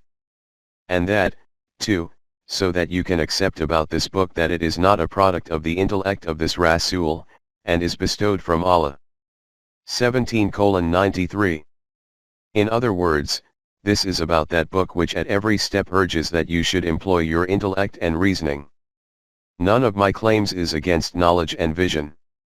O Rasool, firstly tell them this, that this very concept of yours about Allah is batil, and then say to them that this belief of yours is also wrong, that the messengers of Allah should be superhuman. Say, I am but a man like yourselves. 18:110. 5.20 A human being just like you. This is why neither Allah himself will manifest such incidents against nature, nor will I be able to display these from my side, as I am a human being, and no man possesses this ability and power that he can break the laws of Allah. You can imagine how their faces must have fallen after such a reply, and how they will have dispersed grumbling and muttering among themselves. And what must not have passed in Rasulullah's gentle heart. These were the instances when these kinds of reassuring messages used to be revealed by Allah for the encouragement and strengthening of the heart of the messenger. Rejected were the messengers before you, with patience and constancy they bore their rejection and their wrongs, until our aid did reach them. There is none that can alter the words, and decrees, of Allah. Already you have received some account of those messengers. 634. After this the Quran states, if their spurning is hard on your mind, yet if you were able to seek a tunnel in the ground or a ladder to the heavens and bring them a sign, what good? If it were Allah's will, He could gather them together unto true guidance, so be not you amongst those who are swayed by ignorance. 635, see also, 18:6. Despite so much opposition from these people, you remain immersed in this concern that why do these people not come to the right path? Why do you torment yourself? Whether you suffer 1,000 torments or grieve 1,000 times, they are still not among those who will come to the right path. If you could do this, that you could reach the other side by digging a tunnel through the earth, or reach the heavens by erecting a ladder, and bring back some miracle from there as a result of which their demand is fulfilled, they will still not accept Iman. Along with this, also keep this reality in mind. That is it not the case that the objective of these kinds of demands by these people is solely that everyone should start treading on one path alone. If the objective had been to make everyone follow one path by taking away human freedom to choose and decision making, then where was the difficulty in this for Allah to do this? But this is not what the desire of Allah is. He does not wish to snatch away human choice and intent. Hence, it is simply not His wish that the intellect of people should be suspended by displaying supernatural events, and that they are compelled in this way to tread on a single path. This is the real reason for this. So you, too, should not become like these people. Obviously, you will never be like them, who due to being ignorant of the truth, always say why did Allah not make all people alike so that they could all walk on one, correct, path. 5.21 The real reason for opposition. It is stated above that even if this kind of demand from these people is fulfilled, even then they are not among those who are going to accept Iman. From this there is a sign pointing to another very refined reality. These people were not rejecting this invitation of Rasulullah because this matter was not comprehended by them. The underlying reason for their rejection and opposition was that the vested interests of these people would have come to an end as a result of the system which Rasulullah wished to establish, on the basis of equality of humanity. All those prides and prejudices which the Quraysh used to consider as a mark of distinction because of their race. That respect and power which was accorded to them due to being the custodians of the Kaaba and on the basis of which they were the focus of reverence of all the Arabs. Those economic advantages which they possessed due to the capitalist system, all these would have been snatched away from them with the establishment of the system put forward by Rasulullah. This then was the real cause for their opposition. They used to demand miracles just for the sake of argument. This is why the Quran has stated that, if we had sent unto you a written message, on parchment, so that they could touch it with their hands, the kuffar would have been sure to say, this is nothing but obvious magic. 6:7. In another verse it is stated, they would only say, our eyes have been intoxicated, nay, we have been bewitched by sorcery. 15:15. It is correct that this particular group of vested interests would not have accepted Iman as a result of such supernatural events, but the general populace would most certainly have been impressed by them and become followers of the messenger. But as has been stated above, this would have been against the Mashi'at of Allah. The Mashi'at of Allah is purely this, that the right and wrong paths are placed clearly before people, and then it is left to their choice and intent that they select whichever path they wish. The Quran states, say, the truth is from your Rabb. Let him who will, accept Iman, and let him who will, reject it. 18:29. It is because of this that man becomes responsible for his decisions and acts and deserving of their consequences. Neither is that Iman which is accepted under duress, Iman, nor is that kafir, kafir. It is on the basis of this that Allah has very clearly stated, If it had been the will of your Rabb, they would all have accepted Iman, all who are on earth. Will you then compel mankind, against their will, to accept Iman? 10:99. If it was in the will of Allah that all mankind should be Momin, then this was not at all difficult for him to do. He would have created humanity like this, but this would not have been the path selected through their own decision. This would have been like the path of determinism of animals and things of nature. Therefore the individual who desires that people are made Momin by disabling their intellect and reason, this means that he desires that people should be forced to tread on this path. Allah does not wish this, and neither does he do this. This was that reply which was given in response to the demand for miracles by these people, and it was stated that, yet they say, why are not signs sent down to him from his Rabb? Say, the signs are indeed with Allah, and I am indeed a clear warner. 29:50. And after this it is stated, and is it not enough for them that we have sent down to you the book which is rehearsed to them? Verily, in it is mercy and a reminder to those who have Iman. 29:51. What, is it not enough for them, O Rasool? That Allah has sent down to them such a code of life through you, so that whichever people accept Iman in its truths, they will receive means of nourishment in the world, and they will also benefit with eminence and respect. Is this book not a sufficient miracle for them, that they keep on demanding physical miracles? 5.22 Iman of Sahaba, companions of the Messenger. Pause here for a few moments and cast your glance towards another reality. Despite the demands of the addressee nation of the Messenger, no miracle was brought into manifestation. He announced, and repeatedly announced, that my miracle is this very book of mine. You should reflect and ponder on it. By pondering on it, they would have seen all those advantages being snatched from them which they possessed at that time. Just imagine that in these circumstances, how high the status was from the aspects of both intellect and character of those people who had accepted Iman in the messengerhood of Rasulullah despite this. From the intellectual point of view, because recognizing the truth via pure intellect and reasoning in a superstitious environment such as the Arabs 1400 years ago is evidence of what a lofty level of perception. And from the aspect of character, because it was clearly evident to them that by accepting this truth, how their benefits will be snatched from them, and what great hardships they will have to face. But not caring in the slightest about this, they accepted this truth and accepted it unreservedly. Can there be any iota of doubt in the strength of the Iman of these individuals and in the sincerity of their acceptance of the truth? These were those embodiments of truth and haqq whom Allah has designated as Momini Haqq 8:4, and rewarded them by declaring, well pleased is Allah with them, as are they with him. 9:100. After this brief diversion, let us return to the main subject. We were saying that it was said to them that my miracle is this book. Is this not enough for you? 5.23 The challenge of the Quran. When this was said to them, they replied that we accept that you present this book before us, but our objection is indeed this, that when you state that this book is not drafted by me, it is instead bestowed from Allah, then we are not prepared to accept this. We can also write this kind of book ourselves. When our signs are rehearsed to them, they say, we have heard this before. If we wished, we could say, words like these are nothing but tales of the ancients. 8:31.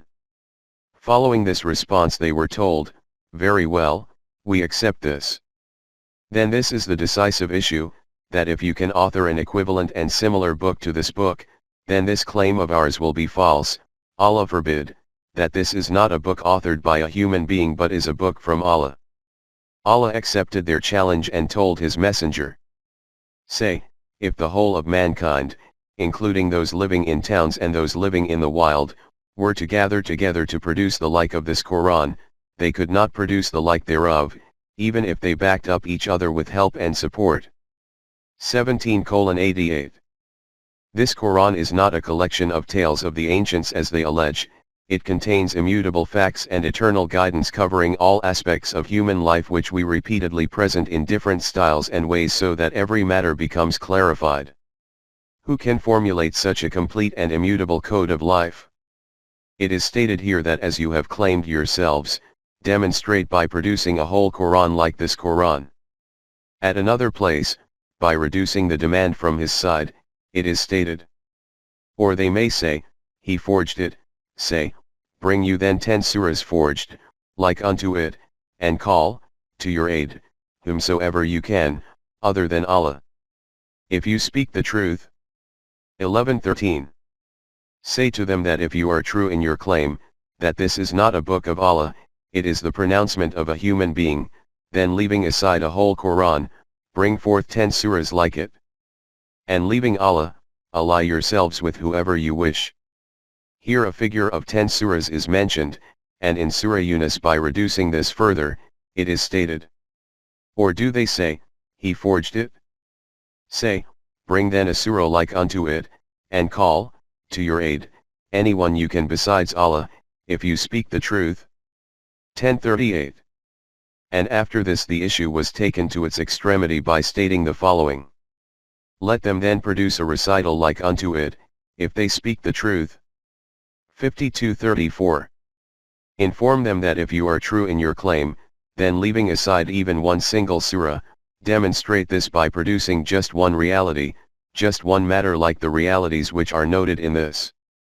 How great is the self-confidence about this claim that it is impossible for any human being to produce any example or anything similar to any truth revealed in Wahi, and this was that extreme self-confidence on the basis of which, after accepting their challenge, it was stated. But if you cannot, and of a surety you cannot, then fear the fire whose fuel is men and stones, which is prepared for those who adopt kafir. 2:24. Firstly, you will not even have the courage to do this, and even if you made an effort and attempted it, you will fail totally, you will simply not be able to do this. And when this is the position, then is this matter not clear that this book is based on Wahi? This is not the product of this messenger's own thought process, but if even after this you will not accept this, then it is of no matter to us. You yourselves will fall into the hell of destructions. 5.23.1 The meaning of Surah. Before moving forward, a few points need clarification. In this there is mention of the surahs of the Quran. From the linguistic point of view, the meaning of the root, swr, is that of height and superiority, eminence and loftiness, elevated status and honor, power and splendor, force and authority. The manifestations of these meanings will appear before us at various points as we move on, and they will be elucidated at their respective places. In order to understand the meaning of the word surah, it is enough to depict that among the Arabs this word was used for that building which, together with splendor, keeps rising up to the sky, floor by floor. Every level of this building was called a surah. From this respect, the Quran, as a totality, is a structure which, while possessing extreme beauty and magnificence, keeps on gradually rising, and its every level is called a surah. From this a great fact comes before us. 5.24 The arrangement of the Quran. You may have heard people often questioning why the Quran was not arranged according to the order in which it was revealed, i.e., the verses which were revealed from time to time over a period of 23 years should have been written down in the same order, and this book should have been compiled in that way. I do not wish to become embroiled in any argument with people who say this. I would only like to state that it is a fact that Rasool gave the Quran to the Ummah in this compiled form with this order of arrangement. I am an ordinary student of the Quran and have been studying it continuously for the last almost 40 years, and this fact has become evident to me through my own understanding and insight that the existing arrangement of the Quran is also a miracle. I have found it to be an academic textbook. An academic book is set in such a way that at the beginning its fundamentals and basic precepts are explained in a summarized form. And then slowly, gradually, step by step, an explanation of these fundamentals is given in such a way that its every next chapter carries with it the essence of the previous chapter or chapters, and keeps moving forward as well as ascending, until the reader reaches its last part, when the writings of the whole book embed in his mind with a precise balanced order. This is exactly how I have observed the Quran and how I have understood it. And according to my understanding, I can say with certainty that this arrangement of it is also part of that miracle whose challenge has been put to the world. In order to explain its meanings, this supreme book of Allah is neither in need of any shan-e-nuzul nor of any other arrangement. It is self-sufficient, and keeps clarifying itself by itself. It has called itself Nur, light, and light does not require any external evidence for its claim to brightness. In any case, if it is reflected on further, then this fact that its arrangement is also from Allah will also appear glaringly before us. Allah has called it His book, and only that is called a book which is presented in a compiled form. Lack of order, scattered sentences, verses, and disconnected chapters, surahs, can never be called a book. Another point is what means do we have today through which we can say with certainty in what order the Quranic verses were sent down, i.e., which verse was revealed when. Inevitably it could be said that the source can be the ahadith, this is what is said, and the unreliable state of these ahadith is such that there is no need to say anything about that. Ahadith also state that Rasulullah never even gave the Quran in an organized form to the Ummah. It was compiled and arranged later, and this compilation and arrangement was also done in such a way that on seeing this, one can only hold one's head in one's hands. Asserting the Quran put together through these unreliable means to be better than the Quran which was given by Rasulullah himself, from the direction of Allah, to the Ummah, is a gross injustice. What can the outcome of such endeavors be other than to create doubts about the Quran? The Quran in its present form and arrangement is that book of Allah for the protection of which Allah Himself has taken the responsibility, and this is the very Quran which is a challenge to the world. After this brief discourse, let us return to that challenge which was being discussed. The Quran gave this challenge to its addressee nation. Leave aside other people, the Quraysh opposed the invitation of Rasulullah continuously and persistently right from the first day until the time that Makkah was conquered. In this opposition there were continual confrontations with them. They, the Quraysh, fought battle after battle, and war after war. The number of difficulties they had to face, and the losses they had to bear in this is obvious. Its ultimate end was that after the Maccan victory, they lost everything for the protection and preservation of which they did all this. Just reflect that if it had been possible for them to accept this challenge which the Quran had given them, to produce just one surah like this Quran, then with what ease they could have been able to terminate the message of Rasulullah. As we will explain later on, they were linguists, and they had great pride in their language. Such pride that for them no other could compare with it. Among them great linguistic contests used to be held, and their poets used to cause revolutions merely through the power of their words. It was in their language that the Quran was revealed. What difficulty was there for them in accepting this challenge? The Quran had also stated that they can partner the Bedouin tribes with them too. And apart from them, they can also include whichever other people they wished. It was openly proclaimed to them. And call your witnesses, shuhada, or helpers if there are any besides Allah. 223. The meaning of shaheed is the one who gives evidence, the one who watches, and also the one who decides.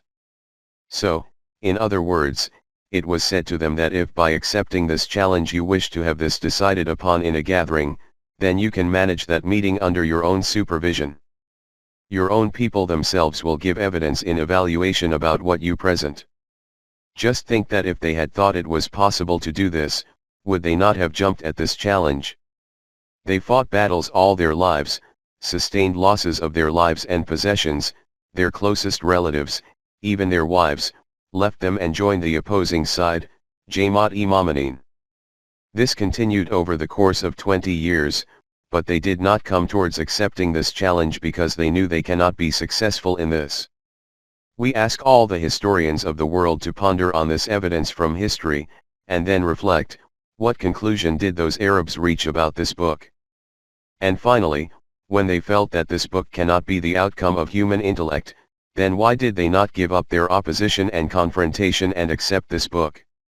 We have already explained the reason for this. Its reason was the same as that which the Quran has described in these words with respect to the account of the people of Pharaoh. And they rejected those signs in iniquity and arrogance, though their selves were convinced thereof. 27:14. They kept on persistently opposing the message of Musa, though their hearts recognized that it was based on truth. They kept rebelling against it because their egotism, their unjustified pride, and their proclivity to tyranny was an impediment on their path. They considered it to be an extreme humiliation for themselves. And what an immense psychological reality this is which the Quran has illustrated in a few words. How many facts are there which we keep on denying merely due to false pride and arrogance, though we are convinced of these being true? The Quraysh were ahead of the people of Pharaoh in this. The state of their pride and arrogance was such that in the battlefield of Badr, when the sword was about to be brought down on the neck of Abu Jahl, he told his killer to cut his neck a bit lower down even if it causes me far more pain. He asked him, "Why did you wish this?" He replied that when, after the battle, a procession takes place with the heads of those killed stuck on the tips of spears, then I want the head of Abu Jahl to be visible higher compared to other heads. Just ponder, how could this kind of nation have accepted the truth of the message of Rasulullah just like that? They did not accept it, but for scholarly minds this event became an evidence for all times of this fact that they were simply incapable of doing this. They viewed it to be impossible. Is this event not living proof of this fact that the Quran is not the creation of the intellect of some human being, its fountainhead is beyond the realms of human intellect, it is knowledge from Allah? And then this matter is not just confined to the addressees of the time of the revelation of the Quran, this challenge is for the whole world, and is being repeated for 1400 years. During this period, even among non-Muslims, Arab and non-Arab, there have been such scholars of the Arabic language who hold a very elevated status in literature. During these 1400 years, in any era, has any nation in the world or any individual proclaimed that I accept this challenge? 5.25 Even today this challenge exists. The Quraysh of Makkah had only fought battles for 6 or 7 years. Never mind other nations and their opposition to Muslims, European Christian nations collectively fought the Crusades for nearly 300 years. To what extent they suffered losses at the hands of Muslims, had their kingdoms destroyed, bore all this, but they could not take on this challenge, even though by doing this how easy it would have been to defeat the Muslims. This fact that no one has accepted this challenge up until today, is this not living evidence that this book is not the product of human intellect? And even if we leave aside events of the past, this challenge is still present today before the world.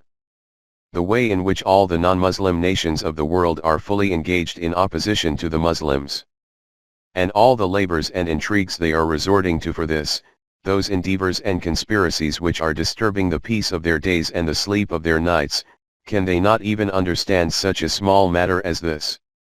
That if by accepting this challenge success is achieved, then Islam can be ended and eliminated forever from the world. And after this there cannot remain any remnant and sign of a Muslim nation. These nations are not so unwise that they cannot even understand such a small matter. But their men of knowledge and vision know that this challenge cannot be accepted. When the British came to India, an army of their clergy came with them, and they started to engage in dialogues and debates with the Muslims at place after place. The European Christian nations were behind them, and within India itself they had the support and help of the British government. They debated with Muslims on every topic, some they won and some they lost, but none of them accepted this challenge. They never made this the topic of their debate at any place and at any time. In any case, the discussion was about this challenge which the Quran presented to the addressee nation or nations of the world. The question is whether this challenge was related to the style of expression of the Quran, or to the facts noted in it. We think that it was related to both these aspects. The Quran is both a miracle from the point of view of facts and explanations and selection and use of words, as well as a miracle from the standpoint of its style of expression. As far as facts are concerned, Wahi sent down, on every Nabi, from Allah used to be a miracle. The fundamental characteristic of Wahi was indeed that it was not a creation of human intellect, it was knowledge bestowed from the direction of Allah, in which there is no role of the effort, skill, and striving of the individual, human being, in receipt of Wahi. Therefore, from this aspect every book revealed from Allah was a miracle. This is the very reason that the Quran instructed Rasulullah to inform the people of the book, Jews, that say, then bring you a book from Allah, which is a better guide than either of them, that I may follow it. Do, if you are truthful. 28:49. The book which was given to your messenger, people of the book, is no longer with you now, this book, the Quran, is in front of you. Hence, present a better book of guidance than this one, if you are true in your claim that this is not from Allah. Therefore this challenge was also from the aspect of the Quran being a book of guidance, but if this challenge had only been confined to this, there would have been the possibility of argument and disagreement. Contrary to this, the challenge about the style of expression was such that as a result of this, the issue could have become evident from a tangible and factual point of view. 5.25.1 A book in the Arabic language. This was that aspect of this challenge about which it was repeatedly stated that this book has been revealed in the Arabic language. The word Arabic itself means that which makes something comprehensive and clear. As has been stated before, the Arabs had such pride in their language being comprehensive and clear that, excluding themselves, they used to call the rest of the world Ajmi, i.e., dumb.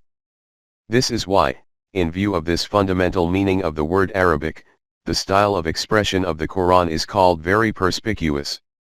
In many verses of the Quran it is stated, "We have sent it down as an Arabic Quran, in order that you may learn wisdom." 12:2. The meaning of an Arabic Quran will be that of a perspicuous book. In Surah Al-Zumar this point is clarified by stating, "It is, a Quran in Arabic, without any crookedness, therein in order that they may guard against evil." 39:28. A perspicuous Quran in which there is no complication, no ambiguity, no confusion, very clear and transparent, a book explaining its meanings with precision and in detail. See also verses 20:113, 41:3, 42:7, 43:3. In these verses, Arabic Quran can also mean a perspicuous book, and also a book in the Arabic language. At one place it is stated, "And this book confirms it in the Arabic tongue." 46:12. At another place, "In the perspicuous Arabic language." 26:195. From this it is evident that by this repeated statement of the Quran about itself that this is a book in the Arabic language, its intention is also that it places great emphasis on the incredible character of its style of expression and its technique of presentation. This issue will become clearer by an example. If some individual authors and publishes a book in the Urdu language, and then says repeatedly in it that the language of this book is Urdu, then his saying this will appear meaningless, because the language of this book will itself be evidence that it is written in Urdu. Moreover, from the statement of the Quran that this is a book in the Arabic language, and then also in that Arabic language which is very perspicuous, it becomes apparent that its aim was that same challenge which was presented before the Arabs, i.e., they were told that this is a book in your own language, so you should have no hesitation in accepting this challenge. If it had been a book in any language other than Arabic, then you would have immediately raised an objection that this is not our language, we cannot even comprehend it, hence this challenge is pointless. It is stated in the Quran itself that, had we sent this as a Quran, in a language, other than Arabic, they would have said, why are not its verses explained in detail? 41:44. At another place it is stated that these people say that there is someone else who instructs and teaches this claimant of Risalat, and he presents this by calling it Wahi. We know indeed that they say, it is a man that teaches him. The tongue of him they wickedly point to is notably foreign, while this is Arabic, pure and clear. 16:103, see also, 25:5. From these explanations, the purpose was to make it clear that the challenge of the Quran was from the aspect of language and also the style of expression. And those people, despite the fact that Arabic was their own language, remained unable to accept the challenge. Moreover, many other points have appeared in the Quran from which further light is cast on this aspect of this challenge. The first issue is that the state of ignorance of the Arabs of that era about facts and knowledge was such that before the advent of the Quran, there had been no divine book among them right from the beginning. In Surah Saba it is stated, "But we had not given them books which they could study, nor sent messengers to them before you, as warners." 34:44. 5.25.2 Before becoming a Nabi, Rasulullah was illiterate. History is a witness on this, that the Quran was the very first divine book among the Arabs. The state of their knowledge was such that in Makkah, which was the center of their civilization and culture, there were only 17 people in the whole of the population who were acquainted with reading and writing. Rasulullah was not included among these 17, evidence for which is present in the Quran itself. In Surah Al-Ankabut it is stated, "And you were not able to recite before it any scripture, nor did you transcribe one with your right hand. Otherwise the falsifiers would have had cause for doubt." 29:48. This was the issue related to reading and writing. As far as Nubuwwat and Risalat is concerned, it is stated in the Quran, "You did not know, before this, what is the book or, what is, Iman." 42:52. Not only this, but, "And you were not expecting that the book would be sent to you, but, it is, a rahmat from your Rabb." 28:86. This was the situation of that individual who presented this challenge to his people. To come, let all of you join together and show us by producing a similar example to some part of this book, and then it was not even the case that the presenter of this challenge had come from somewhere outside and those people did not know what his past was. Otherwise they may have had a suspicion that he had been tutored somewhere else and had arrived to present this claim by declaring himself to be simple and uneducated. When Rasulullah stated that prior to this I did not even know how to read and write, and I could never have imagined that I will be able to present such a book before you, together with this he also made it clear that I am not a stranger among you. A whole lifetime before this have I tarried amongst you, will you not then understand? 10:16. Both issues are covered in these proclamations of the messenger. Firstly, that you yourselves are aware that I was an illiterate person, and I had never ever imagined that I will be made a Nabi. Therefore, this is also not hidden from you that, despite being illiterate, I am presenting such a book. And secondly, the way in which I have spent my whole life among you, do you think this type of life is that of an honest, truthful individual, or of such an individual who is thinking of making a false proclamation of messengerhood? 5.25.32 Marvels. And the fascinating thing is that those people, i.e., those who had reached extremes in their opposition, were unable to say that you know how to read and write. Not one among them said even a word against the previous life of Rasulullah. Therefore, for us these were two remarkable evidences of the proclamation of messengerhood of Rasulullah: 1. Such a pure character of the messenger against which his opponents could not say a single word, and second, the Quran, whose challenge they could not accept throughout their whole lives. As far as this claim of the Quran is concerned, that even based on its words it is not possible for human intellect to present anything like it, the proof for this is very clear and evident. As has also already been stated, in this period of 1400 years great literary figures of the Arabic language and renowned men of eloquence and expression have come and gone, among whom there are Muslims as well as non-Muslims.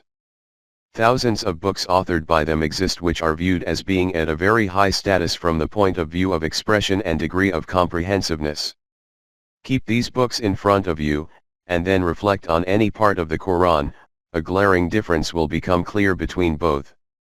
Even in the collections of a hadith attributed to Rasulullah, wherever some verse of the Quran appears, whether someone is aware of it or not that it is a verse from the Quran, he will sense a difference between the two purely from the linguistic aspect. We have many tafsir in Arabic which are such that in them explication and eloquence have been specifically emphasized. Even in them wherever a verse of the Quran appears, it glows among the rest of the writing like a shining diamond among a heap of stones. 5.26 The Quran cannot be translated. The aspect of the Quran being a miracle is such that, never mind authoring a similar example to it in the Arabic language, it cannot even be translated in any language of the world. This is acknowledged by us as well as others. For example, the famous historian and renowned writer of the Arabic language, Imam Ibn Qatiba, died 277 after describing the different styles of expression of the Arabs, writes in his book, Kitab al-Qur'an, that the revelation of the Quran was according to all these styles of delivery. And this is the reason that no translator can, precisely, translate the Quran into another language, in the way in which translators managed to translate the Bible into the Ethiopian or Roman language from the Syrian language. In this same way, translations were done into Arabic of the Torah and Zabur, Talmud, and the rest of the divine books, because non-Arabic, Ajami, languages do not possess as much expansiveness for the expression of abstract to physical realities as are available within the Arabic language. As an example, just see that if you wish to translate this verse of the Quran, Wa imitakafana min kamin kayanatin fam biz ilayhim Allah sawayin. 858.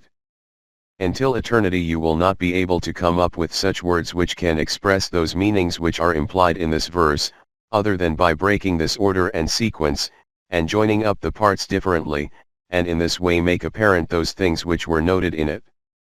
And say thus, that if there is peace and agreement between you and another nation, and you fear treachery and the breaking of the agreement on their part, then firstly inform them that you have ended the conditions which you had accepted for that, and along with this also declare war against them, so that both you and they become equal in knowing about the cessation of the agreement. There is another verse of the Quran similar to this. Fadarabna Allah azanihim fil kafi sinina adadan. 1811. If you wish to convert this subject into the words of another language, then by doing so, this subject will never be understood in the way in which it is understood through these words. And if you say that its translation is we kept them sleeping for a few years, even then, though you translated the subject, you were not able to translate the words. In the same vein there is a third verse of the Quran.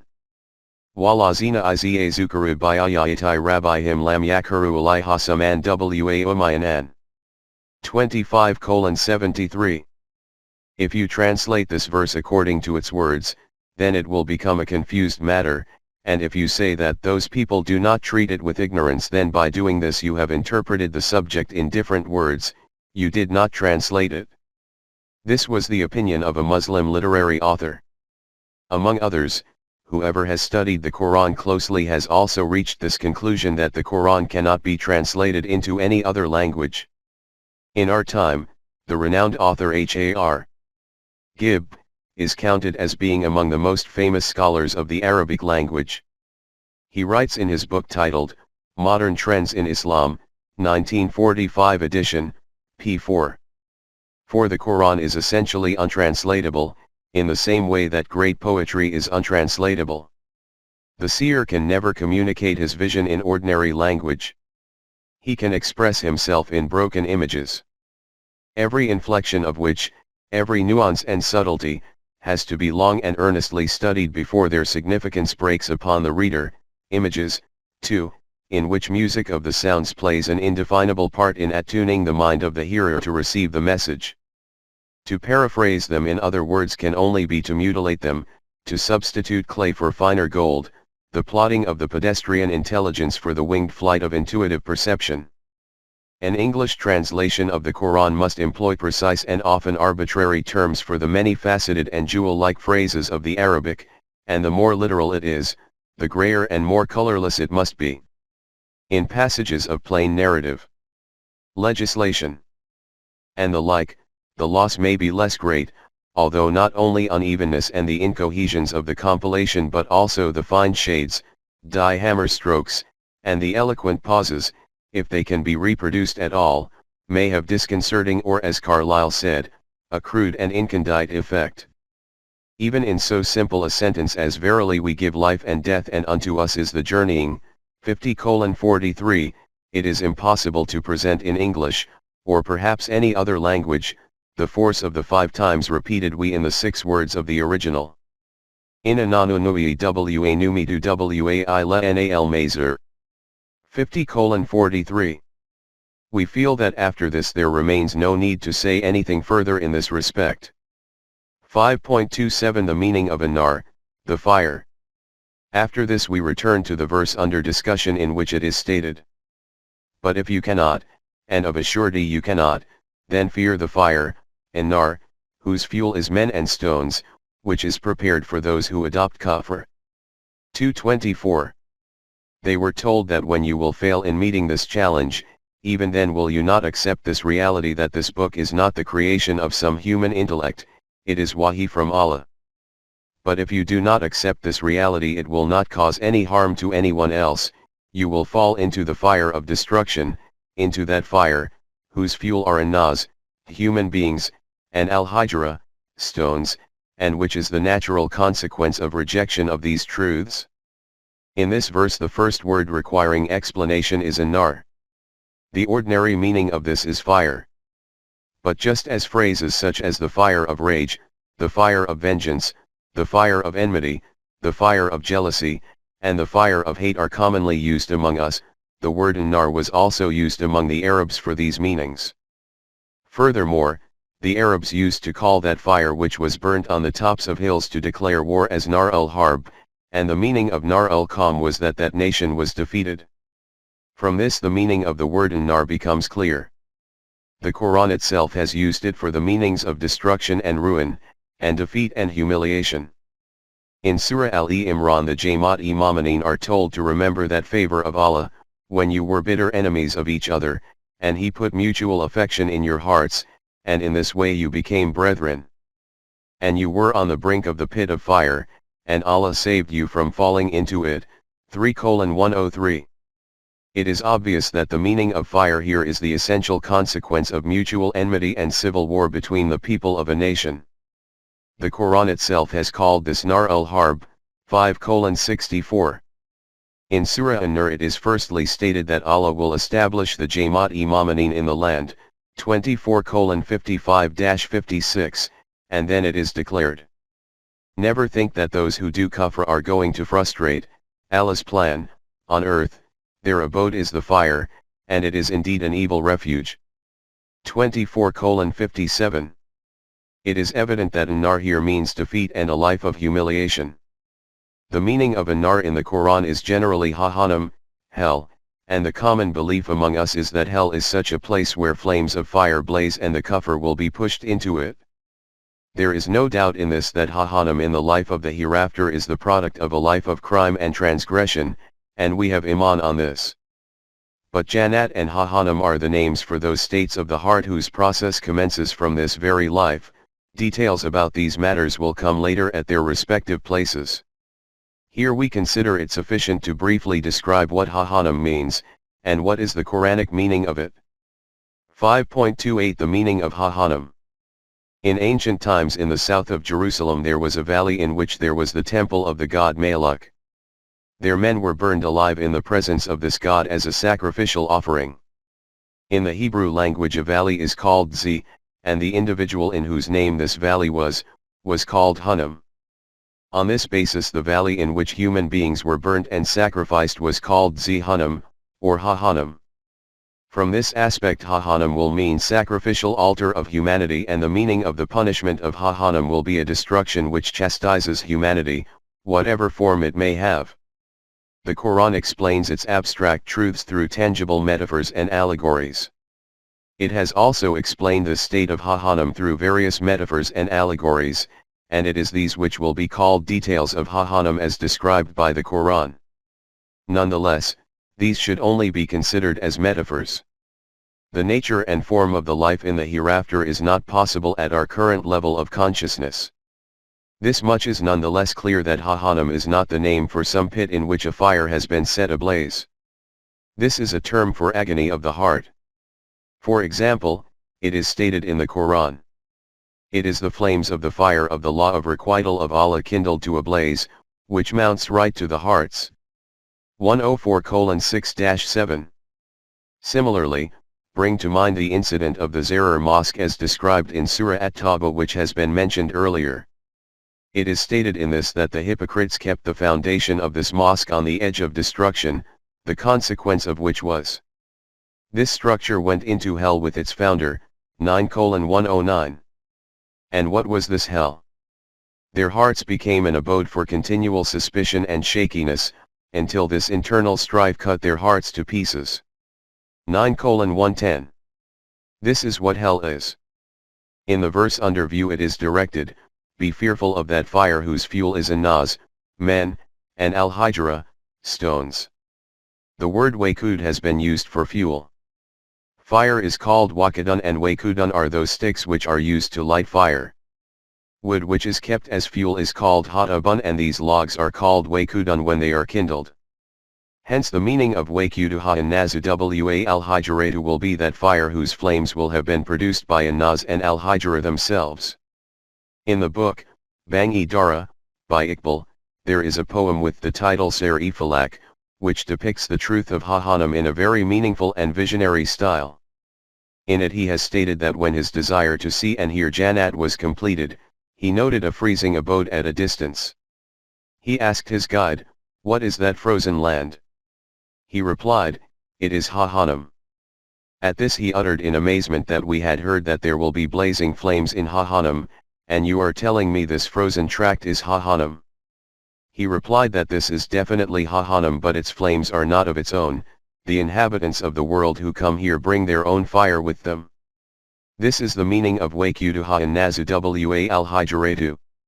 This is also stated at a few other places. For example, in verse 66:6, these same words have appeared.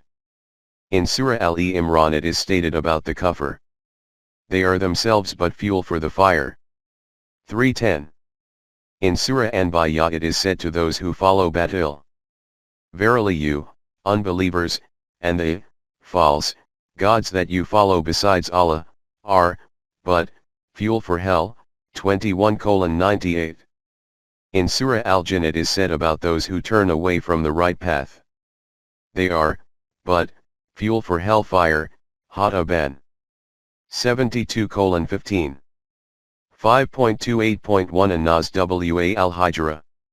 It is stated in the verse that the fuel for this Jahannam will be An-Nas and al-Hijra, which are commonly translated as men and stones.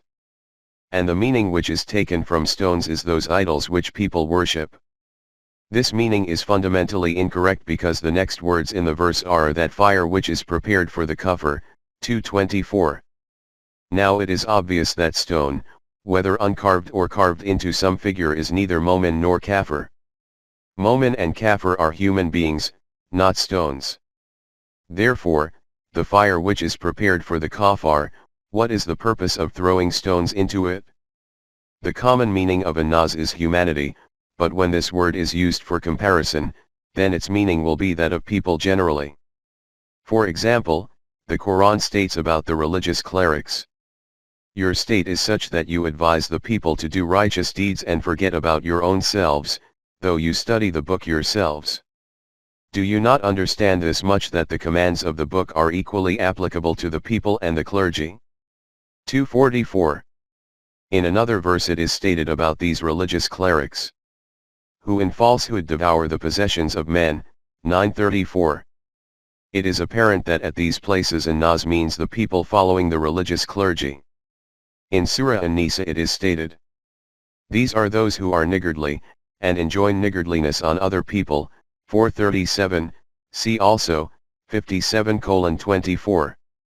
From this it is evident that by An-Nas is meant the general public, and those who are giving the commands are the leaders of the nation or those holding power.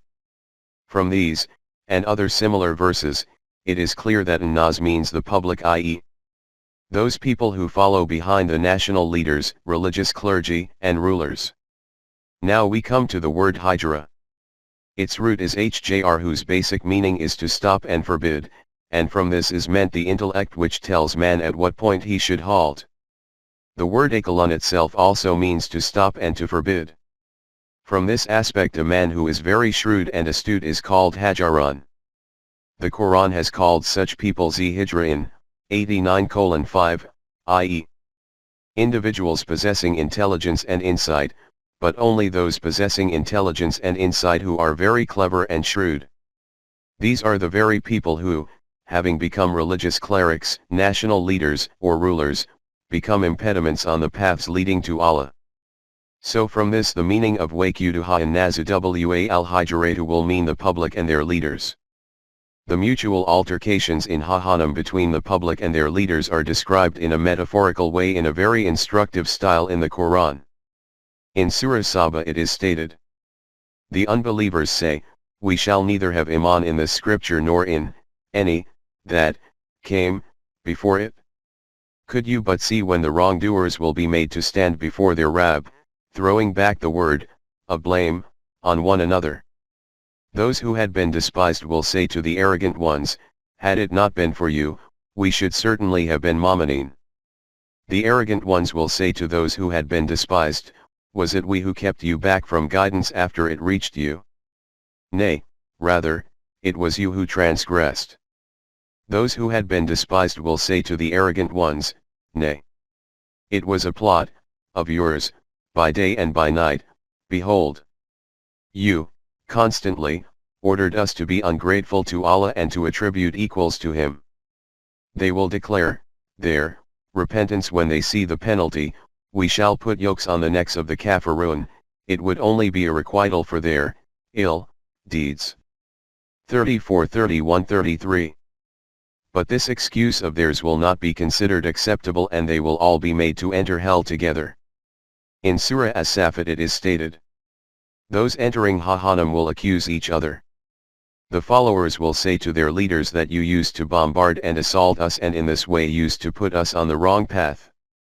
They will reply that, what control and authority did we have over you, you yourselves never desired to tread on the right path. It is true that we were on the wrong path, but we never compelled you to follow this path. You followed us yourselves. We are all now sharing this punishment together. 37:27-33. In Surah Mu'min it is stated, behold, they will dispute with each other in the fire. The weak ones, who followed, will say to those who had been arrogant, we but followed you, can you then take, on yourselves, from us some share of the fire? Those who had been arrogant will say, we are all in this fire. Truly, Allah has judged between His servants. 40:47-48, see also, 2:166-167, 26:95-102. From these explanations it is intended to explain that what has been stated in verse 224, is that if despite these clear evidences you keep on denying these truths, then you will fall into the hell of ruin and destruction, you as well as the public following you, that destruction which is the natural consequence of treading on the wrong path. In contrast to this is that Jamaat which, after accepting these truths, remains steadfast on the program decreed by Allah. What kind of abode of successes and triumphs their life becomes, this is described in the next verse. But give glad tidings to those who accept Iman and work righteousness, that their portion is gardens, beneath which rivers flow. Every time they are fed with fruits therefrom, they say, why, this is what we were fed with before, for they are given things in similitude, and they have therein companions pure, and they abide therein forever. 225. The Quran has called the Anbiya as Nazir, warners, and Bashir, givers of glad tidings, i.e. those who warn people about the destructive consequences of their wrong path, and givers of glad tidings about the pleasant results of their righteous deeds. In verse 224, after the performance of the duty of warning, the Quran comes to communicating glad tidings. A detailed description of Iman has already been given under verse 2:3, there is no need to reiterate it. As far as Amle Saleh, a righteous deed, is concerned, Its general concept has been given in the context of the word fasad in verse 2:11, in which it is stated that fasad and righteous deeds are the opposite of each other. By this comparison the meaning of righteous deeds can be comprehended. 5.29 Amal-e Saleh, righteous deeds. The root of this is sdlh. Aslaha ilahi means asana ilahi i.e. he performed such a deed as a result of which the flaw, fault, or deficiency of another individual became eliminated. Therefore Amal-e Saleh means those deeds which produce balance and proportion. The meaning of as-salah is for circumstances to become balanced and straight in accordance with the demands of the intellect and guidance. In other words, for something to be in precisely that state in which it is meant to be, to remain in an absolutely suitable, correct, orderly and appropriate state. From the aspect of the vastness of this meaning, Amal-e Saleh will denote such tasks due to which the latent potentials of man become awakened. And in this way the ability to traverse evolutionary stages of life is created within him, and in addition, beauty and balance in society remains in place and imbalances are eradicated, whatever deeds bring prosperities with them both in this life and in the hereafter. These will, in any case, be those tasks which are in accordance with the laws of Allah.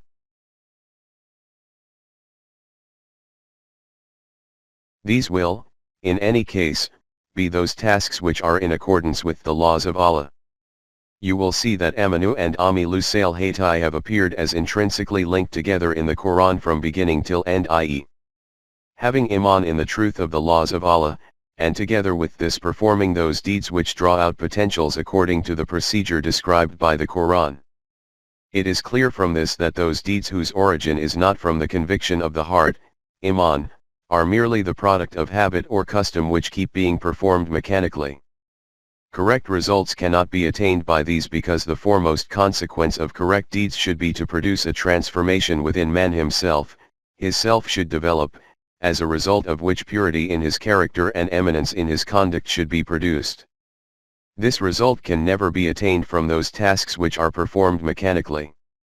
On the other side, that iman which never becomes the motive for Amal-e Saleh is not conviction of the heart, but is merely the name for customary expression from the tongue which remains futile in the same way that deeds without iman are futile.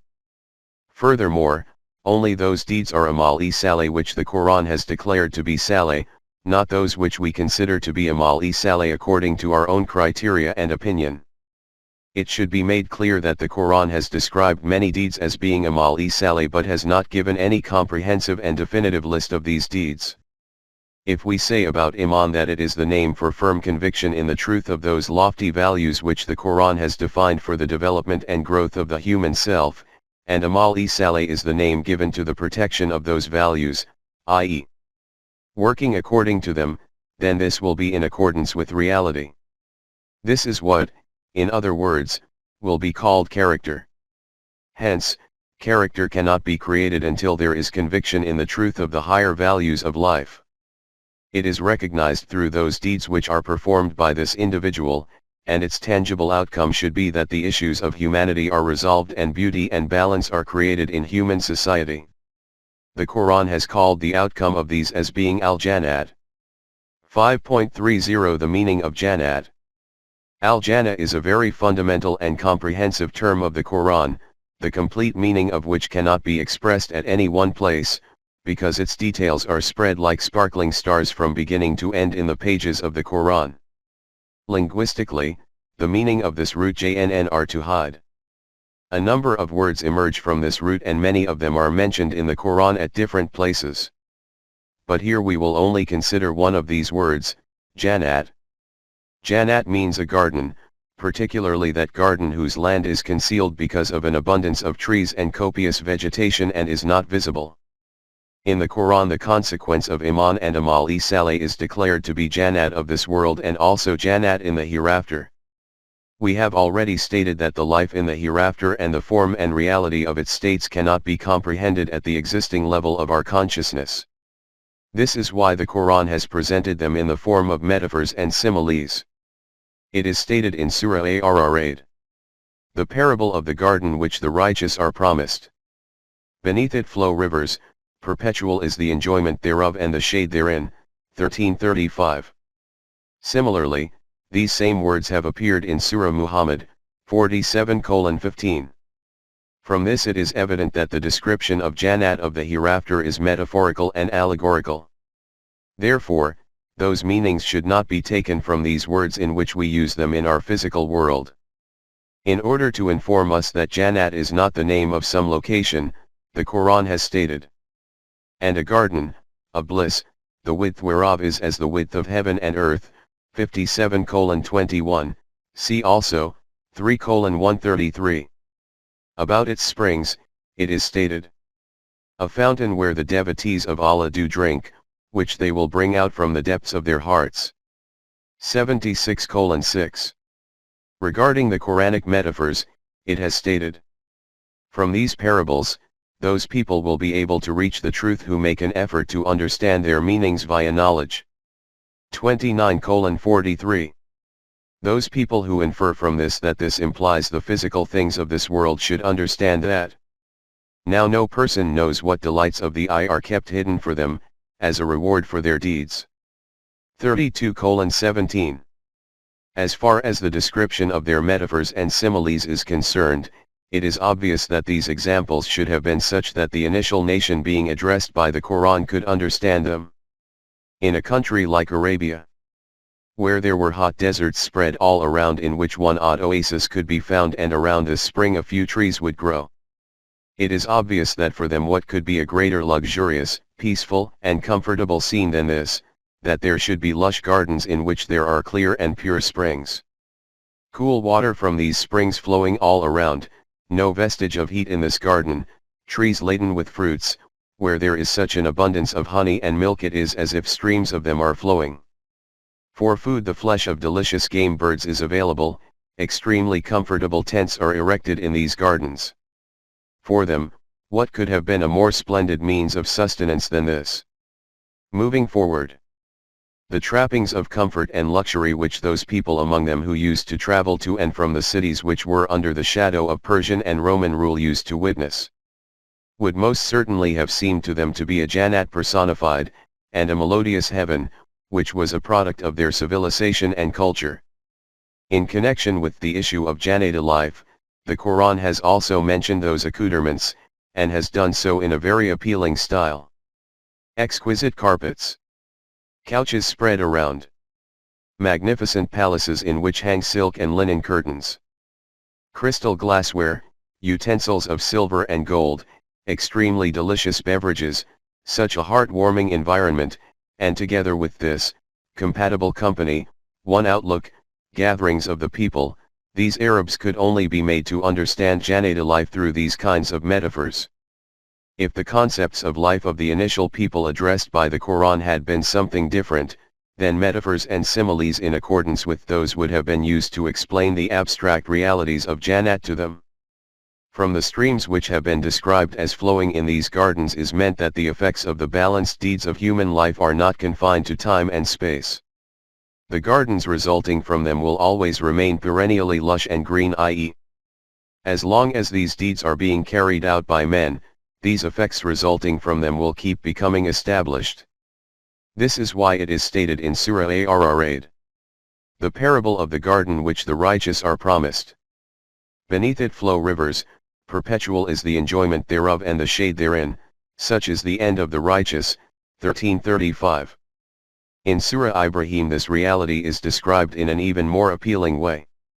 In this verse there is mention of gardens and streams flowing beneath them, and then it is stated, "See you not how Allah sets forth a parable? A goodly word like a goodly tree, whose root is firmly fixed, and its branches reach to the heavens, of its rab. It brings forth its fruit at all times, by the leave of its rab." So Allah sets forth parables for men, in order that they may reflect profoundly, to know the truth. 14:24-25. But the Quran has not mentioned only one Jannat. It states, "But for such as fear the time when they will stand before their Rabb, there will be two gardens."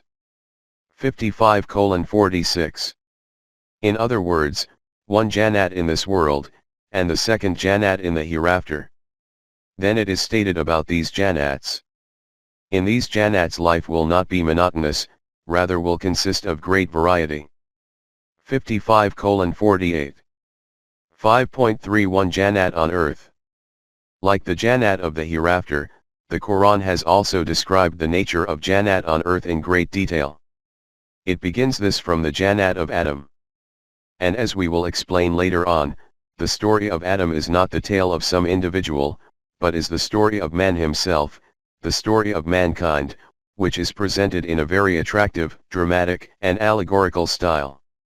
Nonetheless, it is related very much to this world because it is stated, "Behold, your Rabb said to the Malaika, I will create a new creation, following the previous one, on earth, who will possess free will." 2:30. It is apparent that the purpose of this is to describe this very life of man, and after this Adam is told to live in Al-Jannah. And the foremost characteristic of this Al-Jannah was this: "And eat of the bountiful things therein as, where and when, you will." 2:35. In this there were no restrictions placed on the means of sustenance. There was no question of mine and yours. The situation in it was such that one could eat to the full wherever one wished. In another verse Adam was told, "There is therein enough provision for you not to go hungry nor to go naked, nor to suffer from thirst, nor from the sun's heat." 20:118-119. Then it is stated, "There, no sense of fatigue shall touch them, nor shall they, ever, be asked to leave." 15:48, see also, 35:35. For acquisition of the means of sustenance, there will be neither any need to bear great hardships, nor will there be any anxiety or sorrow. And the most important thing being that there will be a total guarantee that no one will turn you out. Not only will the means of sustenance be available there, but communal life there will be so pure that no frivolity will they hear therein, nor any taint of ill, only the saying, "Salam on, peace." Salam on. 56:25-26, see also, 13:24, 14:23. This is because there will be no kind of reservation, resentment, or jealousy in the hearts of the members of that society, i.e., there will be no such thing which needs to be kept concealed from others. 7:43, 15:47. And the greatest thing of all that no one will be able to humiliate or dishonor anyone else. There will be full protection for respect for humanity and the dignity of mankind, so much so that the situation there will be that neither will there be external fear, nor internal grief and unhappiness.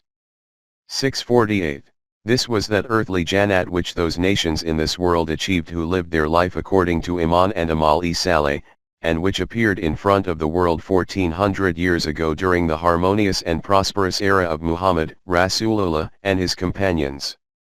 With regard to the conflict between Pharaoh and Bani Israel, the Quran has stated, "According to our law of requital, we turned the people of Pharaoh out of this land which had gardens and springs, which had the places of their wealth and sites of great reverence, and we made Bani Israel their owner." 26:57-59, see also, 44:25-28. He told the Jamaat-e-Momineen that if you live your life according to our laws, then and admit you to gardens beneath which rivers flow, and to beautiful mansions in gardens of eternity, that is indeed the supreme achievement. 61:12. And when this earthly Jannat was eventually bestowed on them, they exclaimed spontaneously. They will say, "Hamd be to Allah, who has truly fulfilled his promise to us, and has given us this land in heritage. We can dwell in the garden as we will. How excellent a reward for those who work righteousness." 39:74. The Quran has stated that the purpose of the agreement of Hudaybiyah, which was a precursor to the Meccan victory, was this: that he may admit the men and women who have accepted Iman to gardens beneath which rivers flow, to dwell therein for and remove the imbalances from their society, and that is, in the sight of Allah, as per his criterion, the highest achievement, for man. 48:5. 5.32 for men and women both. Two things have been mentioned here, one that this Jannat is not only for men, rather it is for both men and women, i.e. for both Mominine and Mominate. Hence, it is stated at another place. Whoever does deeds of righteousness, be they male or female, and are Momin, they will enter Jannat, and in the reward for their righteous deeds nothing will be held back. 4:124. And the second point which becomes apparent is that these promises of Allah about earthly Jannat were fulfilled close to the time of the Meccan victory, i.e. following a lifetime spread over 20 years, which was full of perilous confrontations and adversities, which has been depicted by the Quran in the following words. Or do you think that you shall enter the garden of bliss, without such trials as came to those who passed away before you? They encountered suffering and adversity, and were so shaken in spirit that even the messenger and those of Iman who were with him cried, when will come the help of Allah? Ah! Verily, the help of Allah is always near. 2:214, see also 3:141, 9:16, 29:2, 33:10. 5.32.1 Jannat will be achieved through collective life. Regarding earthly Jannat, we are confining ourselves to these descriptions only, and only consider one additional point worthy of mention, and that being that Jannat will only be achieved through living a collective life, not through the isolated individual life within monasteries. As a consequence, the very condition given in the Quran for this has been declared to be, join my devotees and, in this way, enter my Jannat. 89:29-30. Jannat is achieved through the formation of a Quranic society. 5.33 Azwaj in Jannat. Regarding life in Jannat, it has also been stated, and there will be noble Azwaj in it. 2:25. The general belief among us is that Jannat will be provided in the life of the hereafter, and Jannati men in this will be given very beautiful wives who are termed as Ho'an. Since huge misconceptions arise as a result of this belief, and the opponents of Islam raise great objections to this, we therefore consider it important that this point becomes clarified right here. The meaning of Azwaj amongst us is taken to mean only wives, so much so that Zawja is the name given to a wife, and a husband is not even called Zawj.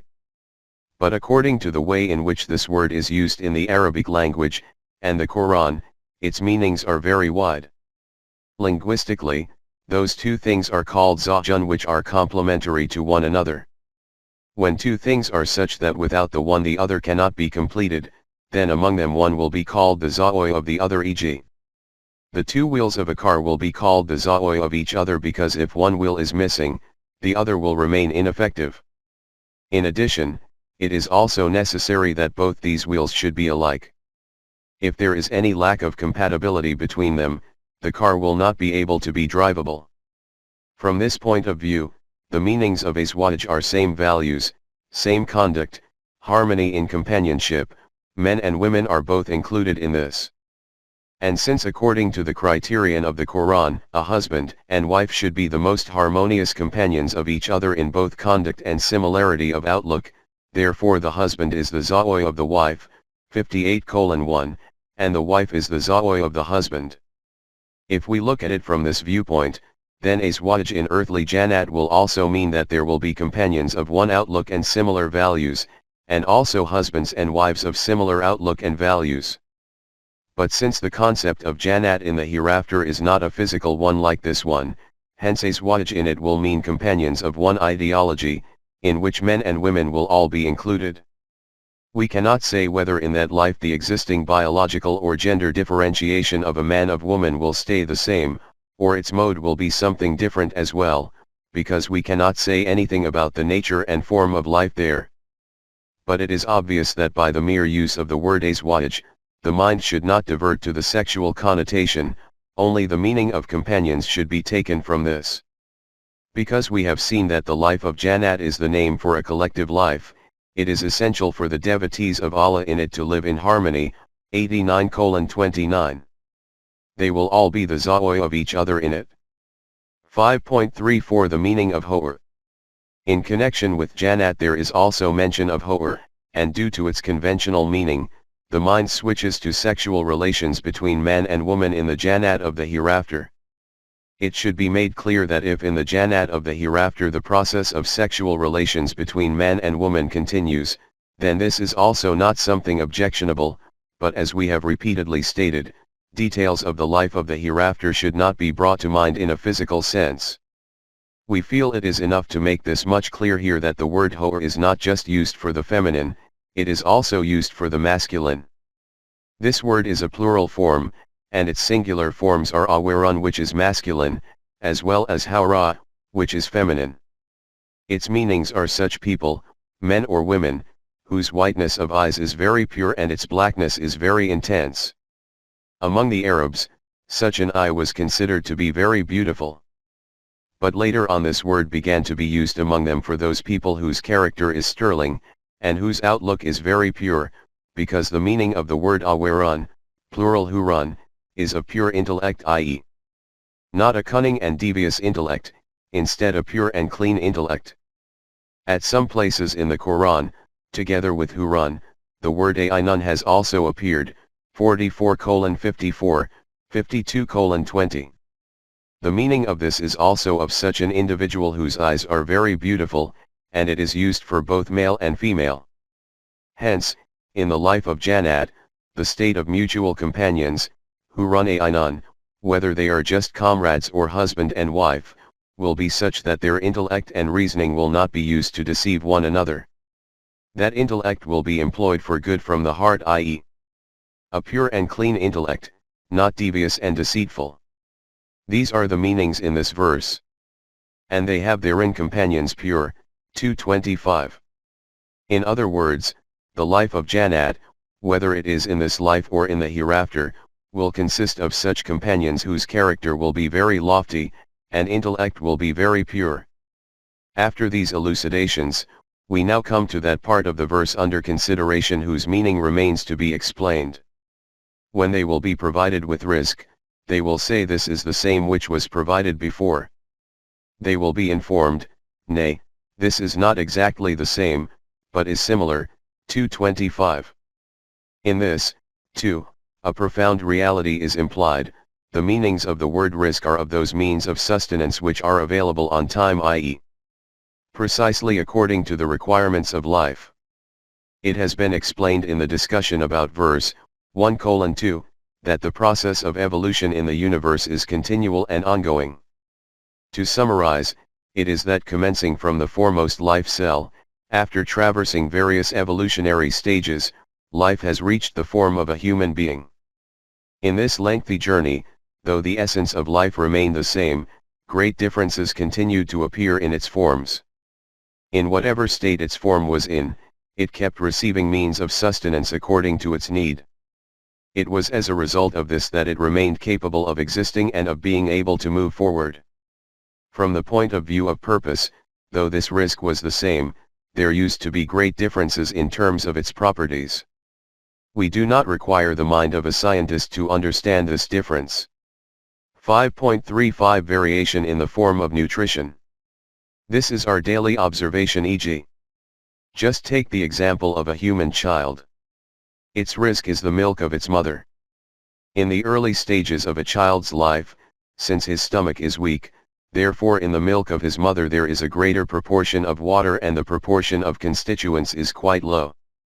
As his stomach keeps becoming stronger, the water content in the mother's milk keeps reducing, and the constituents keep increasing. So much so, that after 2 to 2.5 years, the milk becomes quite dense. During this whole period, though it will be called milk, there will be a distinct difference in the milk of the first day and that of 2.5 years later. With this example in mind, look again at this verse of the Quran which has been quoted previously. Everything in the universe owes its means of sustenance to divine Rabubayat. The state of these things of the universe is not such that they remain in one state from beginning till end, their forms keep altering, and according to these circumstances, there is a continual change in the requirements of their means of sustenance. The state of the Rabubayat of Allah is such that He provides the means of nourishment to everything according to the requirement of its state at a particular time. 55:29. Now extend this fact towards the domain of the consequences of deeds. Leaving aside the form in which they will appear in the hereafter, just take a look at this world itself. Today's bounties will be of a different hue from the form and nature of the bounties of Allah which were acquired as a consequence of these deeds 1400 years ago. The essence and soul will be the same but their forms will be different. This is that very reality which the Quran has expressed in this metaphorical style, that the means of sustenance which the inhabitants of Jannat will receive will not be the same in every era, specifically this world and the hereafter, it will appear similar. The essence will not change, but its forms will keep changing according to the circumstances. Now let us move on. The meaning commonly taken of the next verse is: Allah disdains not to use the similitude of things, lowest as well as highest. Those who have Iman know that it is truth from their Rabb, but those who reject Iman say, what means Allah by this similitude? By it he causes many to stray, and many he leads into the right path, but he causes not to stray, except those who forsake the path. 2:26. We have seen that the Quran helps us to understand abstract realities, especially metaphysical, through tangible metaphors and examples, and this is the most thorough way to have them understood. An example can be quoted about any suitable thing. When the Quran has described that the reaction to these metaphors is different from the mu'minin and from the kafir, then there is a psychological reality concealed within this. In the outer world the matter may be one, but different people have a different perception of it according to the viewpoint of each individual. 5.35.1 Difference in perceptions. One individual, on viewing a vibrant rose on a blossom-laden branch, drowns himself in a state of delight and joy at its beauty, color, fragrance, and varieties.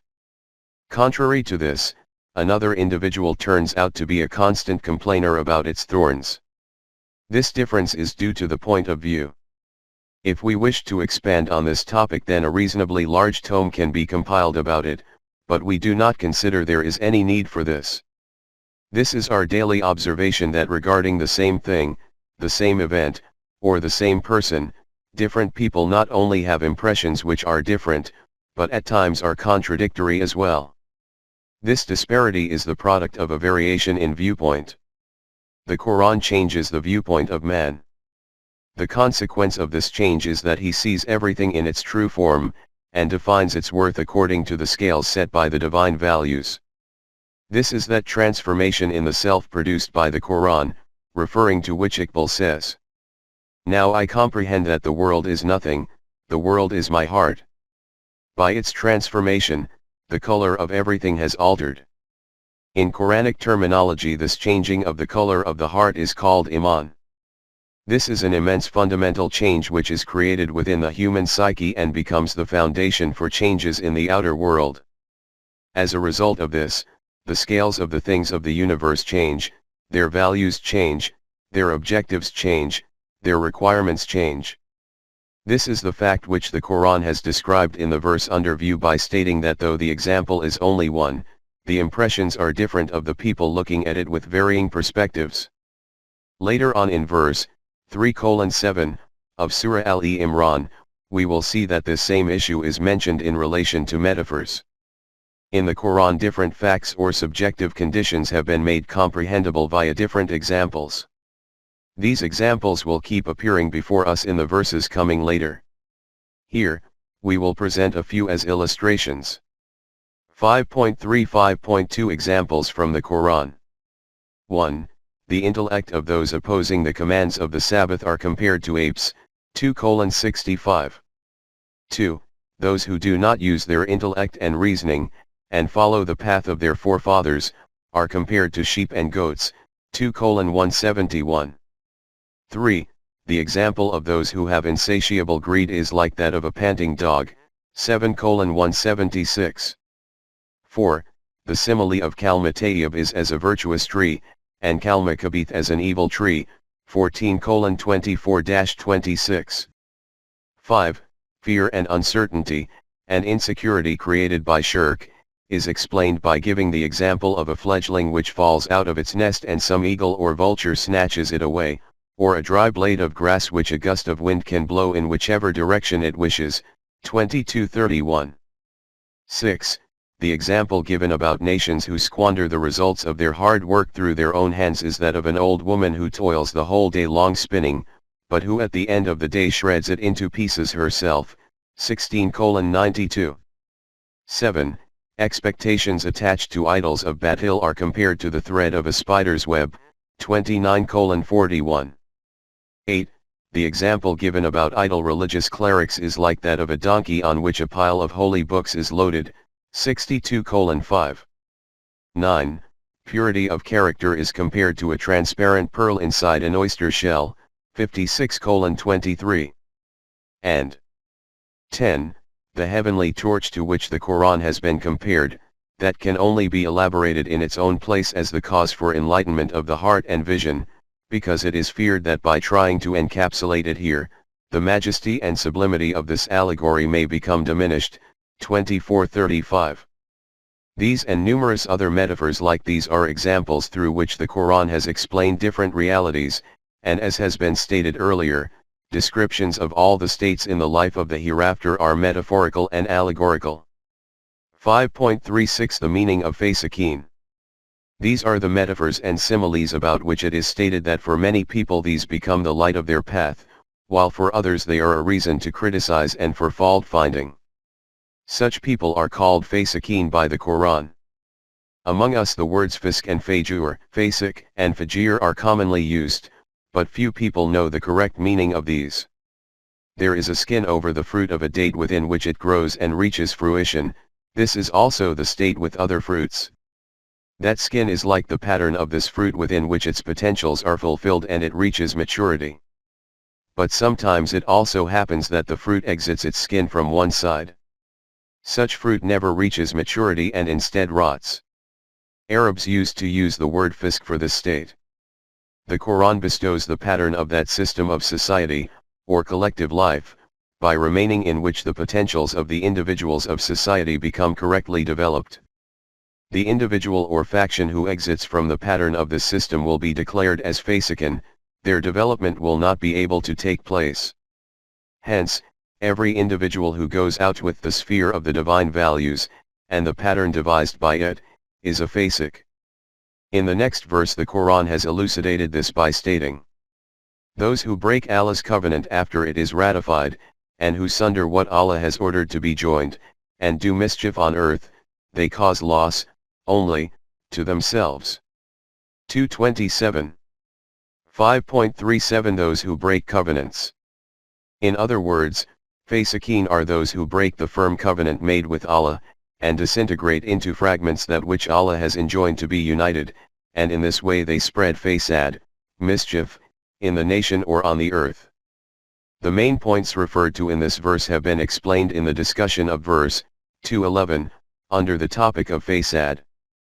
Furthermore, what the covenant which is struck with Allah consists of has also been described. One example is that agreement according to which a mu'min sells his life and possessions into the hand of Allah, 9:111.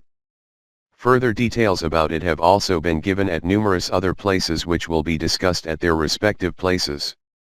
Here it will suffice to state that when an individual accepts Iman in Allah, then he commits to this fact that he will obey every command of His. If he does not do this, then this will be contravention of the covenant. The term ahid al-shay'i means to continuously protect something, and to keep watch over it, sustained supervision. According to even this basic meaning, fulfillment of an agreement made with Allah will mean to observe His commands. When Allah comes after this word, then its meaning is that of giving a command.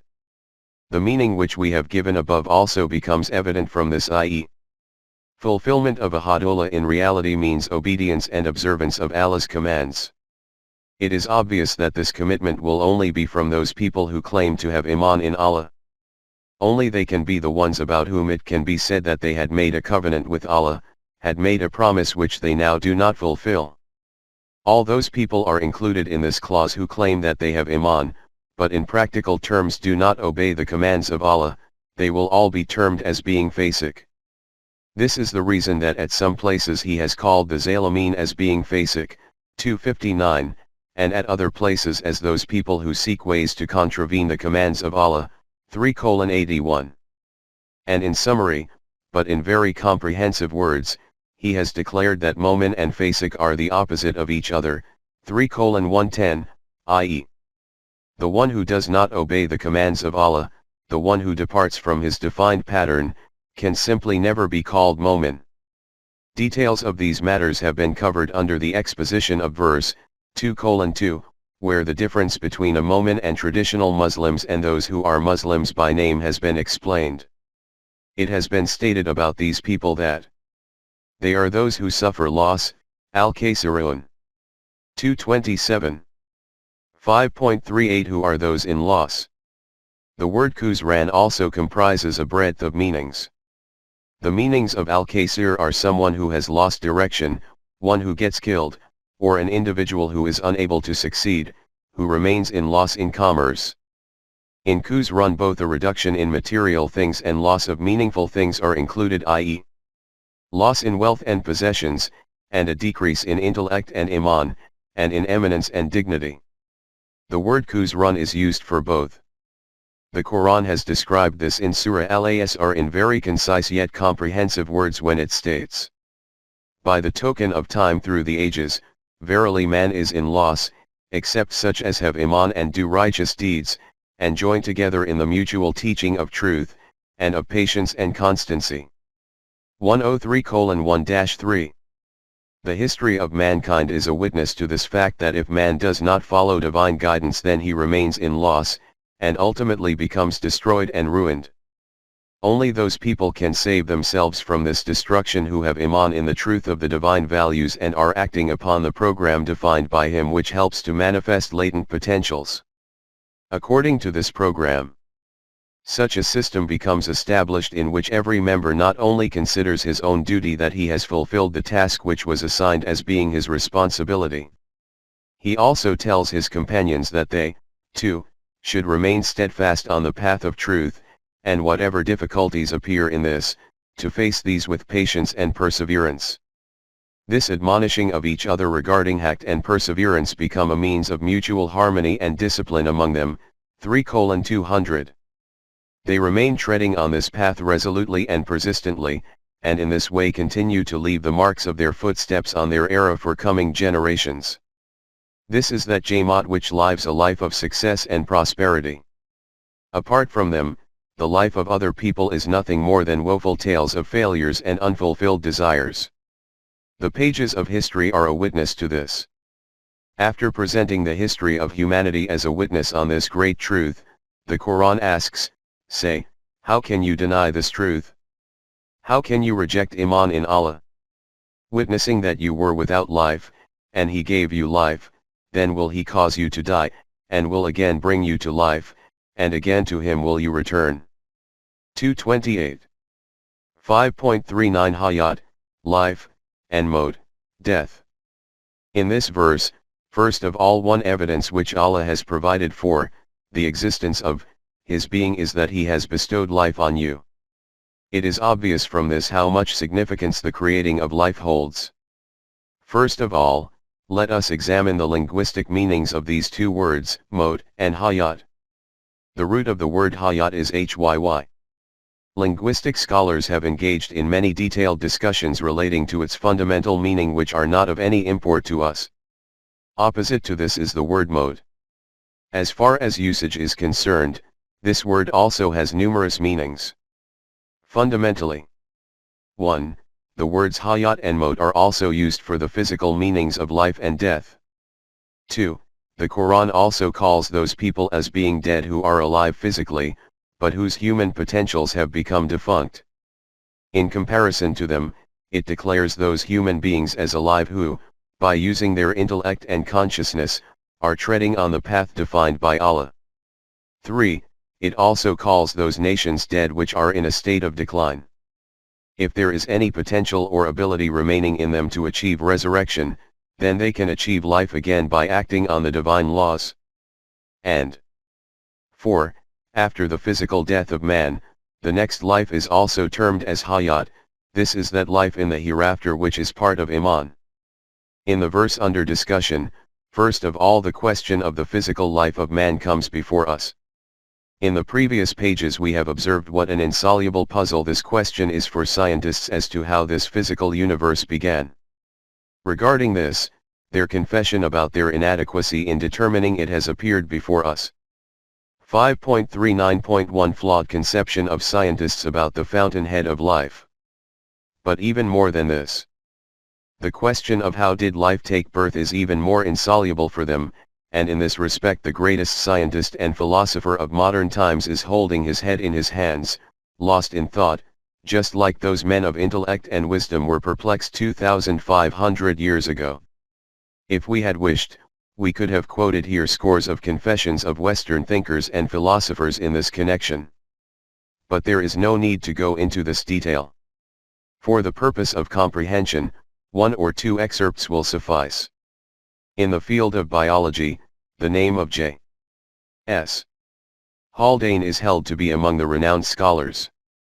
In his book, The Philosophical Basis of Biology, he writes, "Now there is no hesitation in accepting this fact that life is not merely a creation from physical and chemical states. It existed before these physical states and was always present. Furthermore, there is no difficulty in accepting this fact that behind this physical universe there is another world in the light of the interpretations of which we should practically coincide our principles of biology. Hence, considering the problem of life as a physical and chemical problem is in itself wrong. Life and the existence of the human self is proof of this reality that mere physical interpretation of our universe is impossible, and this interpretation remains impossible no matter how far back we go in time and how high from the point of view of space.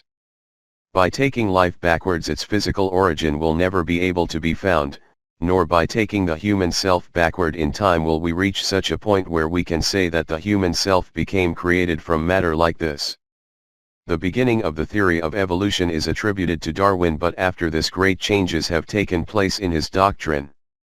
Among one of the scientists who have made these changes is G.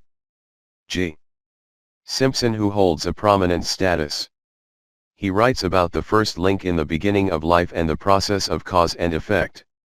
How life began, with all honesty the answer to this is that we have no knowledge of this. Effort is being made to resolve this puzzle and is gradually nearing this.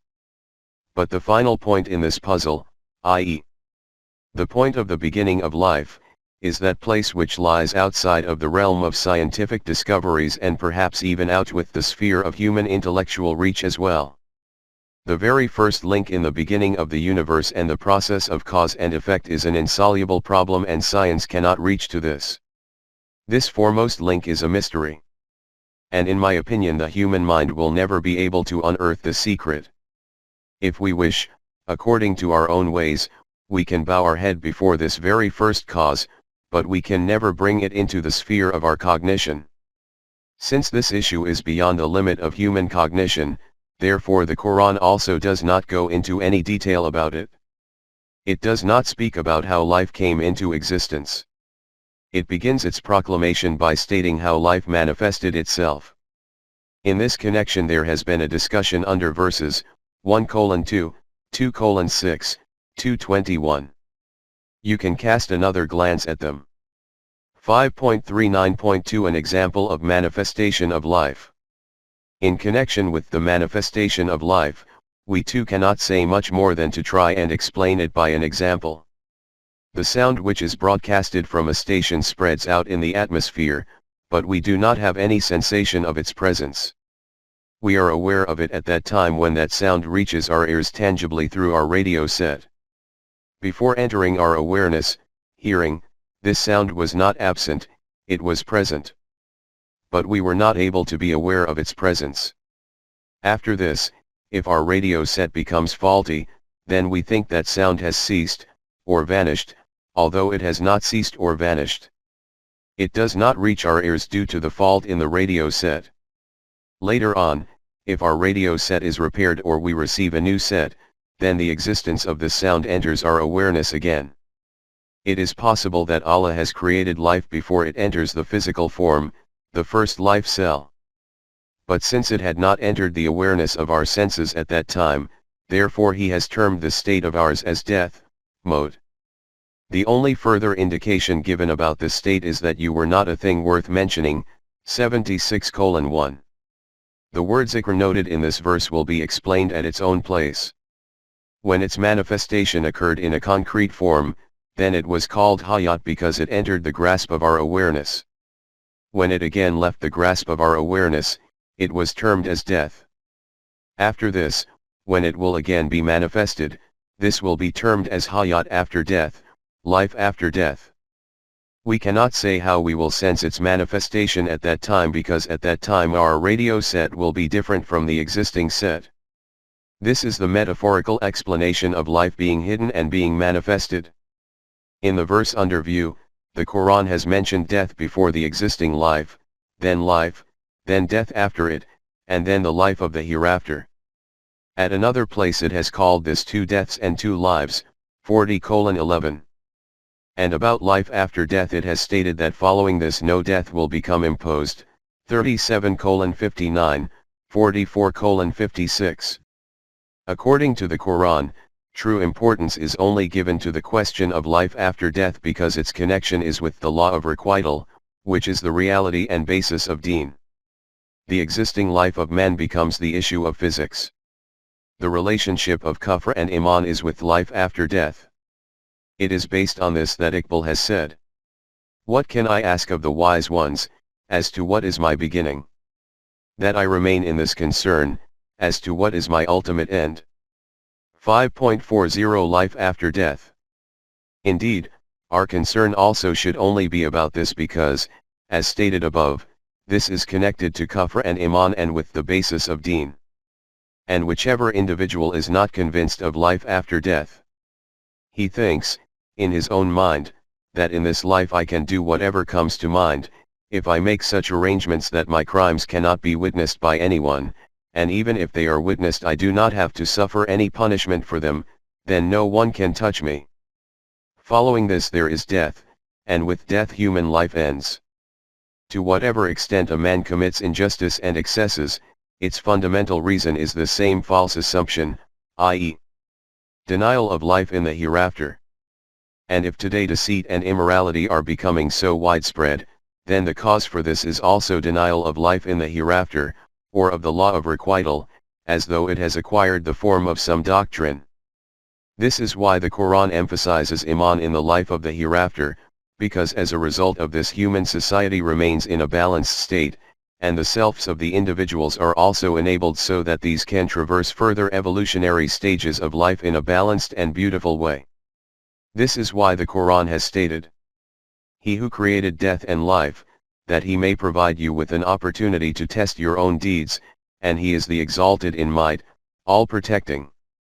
67:2. At another place, "It is he who begins the process of creation, and repeats it, that he may reward with justice those who have iman and work righteousness, but those who reject him will have draughts of boiling fluids, and a penalty grievous, because they did reject him." 10:4. This means that Allah is the one who initiates creation and then passes it through various processes so that the outcome of iman and amal-e saleh, righteous deeds, becomes precisely manifested according to the law of requital, and the crimes of those who reject haqq and truth do not remain unaccounted for. In other words, the aim of the creation of death and life is that the present abode becomes an arena of deeds, and for those deeds whose results cannot materialize in this life to manifest them in the life of the hereafter.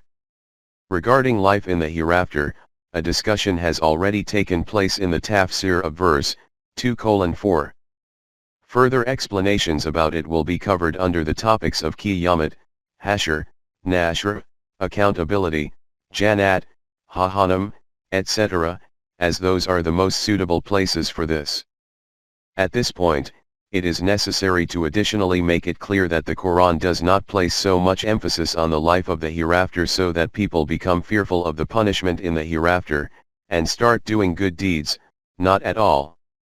Life after death is a fact, and the Quran describes it as a fact, like other facts. The aim from this is to tell man that his present life is not the last link of life. Life still has to traverse further evolutionary stages, and for this the course of life will continue beyond physical death. Mention of the outcomes of deeds is in relation to the process of these evolutionary stages. The part in this verse which requires examination is Summa Ilahi Turja'un, 228.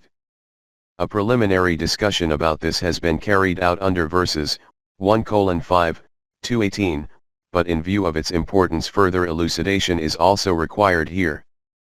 5.41 The meaning of Ilahi Turja'un.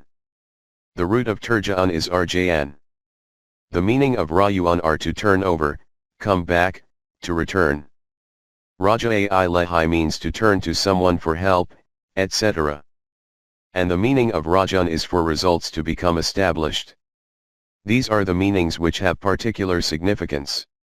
According to the first meaning, Riyat Ilala will mean to turn towards the law of Allah for the solution at every stage in life, and according to the second it will mean the manifestation of the consequences of human deeds according to the law of requital. This word has appeared numerous times in the Quran in these meanings. This exposition of it will appear clearly before us in the relevant verses. For the present, we consider it necessary to mention those two wrong meanings of Inna Ilahi Raji'un according to which gross misconceptions are created about the being of Allah and man himself. The prevalent concept among us about life in the hereafter is that when human beings will be given life again after death, then there will be a very big court in which all the people will be gathered. Allah will be established on the throne of the court. Every person will be presented to him as an accused. There he will be judged according to his accountability, and verdicts will be announced from the direction of Allah. Criminals will be consigned to Jahannam and those who are not proven to be criminals will be made to enter Jannat. There is no doubt in this that the Quran has also drawn such a map for the reward and punishment of deeds according to the law of requital. But, as has already been stated, whatever has been reported in the Quran about life in the hereafter is explained metaphorically, not literally. If it is accepted that there will, in reality, be a physical arena, and Allah will be established there on the seat of justice, and criminals will be brought into his presence, then from this it will become essential for Allah to be confined to space and time. Such a concept about Allah is contrary to Quranic concepts. He is beyond these limits and out with these confines. Thus the meaning of being brought into his presence, or of going towards him, Ilahi Raji'un, will be of the manifestation of results according to the law of requital of Allah. How this will take place after death, what its practical procedure will be, and what its form will be, we cannot comprehend at our present level of consciousness. At this point in time, it will be necessary to understand this much, that this will not take place in some particular venue. The true meaning of Ilahi Raji'un, returning to Allah, can be understood through an example like this, that an escaped convict is at large, running and hiding to escape arrest. An announcement is made about him by the court that you cannot run anywhere, sooner or later you will have to return here, there is no escape from this. This is what is meant by human beings ultimately returning to the court of Allah, i.e. Ilahi Raji'un. The other incorrect concept of Ilahi Raji'un is a creation of those who practice mysticism, according to which it is claimed that the human self is a part of the divine self, which by separating from it has become buried in the quagmire of matter. Now the objective of life becomes that after escaping from this quagmire of matter, this part should rejoin the divine self. A detailed discussion regarding this non-Quranic belief of mysticism has taken place under verse 1:5, and there is no need to add anything further to it. And that which we say on hearing the news of the death of someone. Inna lillahi wa inna ilaihi raji'un. 2:156. And from which is meant the expression of extreme grief, sadness and sorrow, shock and pain. As has been noted in the explanation of verse 2:16, and related verses 2:154-156, this is a great earth-shattering proclamation of life-giving, revolutionary, supreme zeal, limitless passion and joy which has been unfortunately turned into a message for the outpouring of grief after a death. When deen turns into a religion, then its every life-giving concept turns into a death-inviting belief. Religion is nothing more than sermons in graveyards, whereas Deen is the claimant of persistent striving in the arena of life.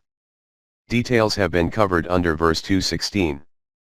The concluding words of the verse under view, Summa ilahi turja'un, invite us to come to the next verse, which is as follows. Allah is He who has created whatever is in the earth for the benefit of all of you. Like the earth, He also has control over the numerous heavens which He has kept established with great balance, and this control and authority of His is based on perfect knowledge. 229. The beginning of this chapter was with these words. O mankind! Follow your Rabb, who created you. 221. And in the next verse it was stated that He has created the means of sustenance for you from the earth and the heavens. Now, when it is proclaimed that you should turn towards the same fundamental reality, this means that this same fact has been reiterated in this verse, and that truth is this. Allah is He who created whatever is in the earth for the benefit of all of you. 229. Whatever is in the earth is for the good of the whole of humanity, not for any particular family, tribe, group, nation, or class, for the whole of humanity. Here, after ard there is mention of Sama, in fact Samawat is cited. The meaning of Sama is the atmosphere of the sky above, and Samawat means those different stellar bodies, planets, which are dispersed in this universe and are moving around in their orbits. 36:40. There will be a detailed discussion about Ard and Samawat at that place where we discuss the system of the universe. Here it is important to understand the meanings of a few words which are used in the verse under view. 5.42 Sabah Samawat, 7 heavens. Among us we commonly translate Sabah Samawat as the 7 heavens. There is no doubt in this that in the Arabic language Sab'un is the digit of 7. But since this digit is viewed by them as a perfect number, therefore they also use it to mean many or numerous. When we say in our language that I have admonished you 10 times, or I have gone there 20 times, or never mind coming once, you can come 100 times, some specific number is not implied in this. All that is meant from this is many, hence, Sabah Samawat will mean numerous heavenly bodies. The root of istwa is swy, which means for something to be in complete balance within its own self. For every energy to be present in precise proportion and at its extreme state of development. The meaning of istwa ila shai is to have an aim and intention for something, or to direct attention towards it, and in istwa Allah there is the meaning of control and empowerment. In the verse under consideration the meaning will be, and then He turned His attention towards Samawat and created numerous planets therein, in them extreme balance and proportion are to be found. 229. Summa is a conjunction and generally appears at the place where the aim is to explain some sequence of events, e.g. we say that first he ate food and then, summa, drank water. But it is not necessary that in every place it is used solely to mean sequence. It is also used to mean and. Furthermore, in the verse, 229, being discussed, it does not mean that He first created the earth, and then turned His attention to Sama and arranged it into numerous stellar bodies. Here it will mean exactly this, that He created the earth and turned His attention to the heavens. Support for this appears in a verse of Sura An-Nazi'at in which firstly it is stated about the heavenly bodies, He raised the height of the heavens and created it precisely, 79:28. And after that it is stated, and after this hurled planet Earth at a distance, 79:30. He has, in fact, also stated that initially, the heavens and the earth were joined together, as one unit of creation, nebular mass, before we clove them asunder, 21:30. The meanings of these verses will be explained at their respective places. Here the aim is only to explain that in the verse under view the word summa is not used to mean sequence, it has appeared in the meaning of end. Bring this reality to mind again, that this topic began with Ibudu, and after this the creation of rizq was mentioned. In this verse the creation of rizq is again repeated. As has been explained in the previous pages in detail, the production of rizq takes place according to the natural laws defined by Allah, and whichever individual, or nation, works according to these laws, they can obtain this rizq. In this there is no distinction even between kafir and momin. 5.42.1 Rizq and Rizq-e-Kareem. But there is one kind of rizq which the Quran has termed as Rizq-e-Kareem, sustenance with dignity. This is that rizq in which no human being is dependent on another human being, or is a slave. This is achieved within that system which is established according to those laws which Allah has defined, in the Quran, for the communal life of human beings. This rizq is conditionally linked with that ibudu which is interpreted as the authority of Allah. You have seen in the discussion of Surah Al-Fatiha that the devotees of Allah accept and proclaim in the presence of Allah that we only accept your authority and seek only your assistance. 1:4. 5.43 Mutual connection of asking for help and obedience. From this it is clear that only the one who adopts his authority has the right to ask for help from Allah. This is a very important point. Today in the world everywhere there is a clamor for rights, but no one tells these people demanding rights that every right is conditional on fulfilling a responsibility. Only he who first of all fulfills his obligations can demand a right.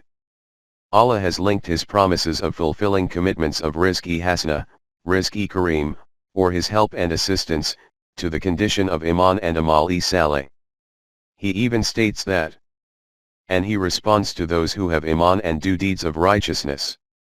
42:26. He even only responds to the supplications of those people who fulfill the condition of Iman and Amal-e-Saleh.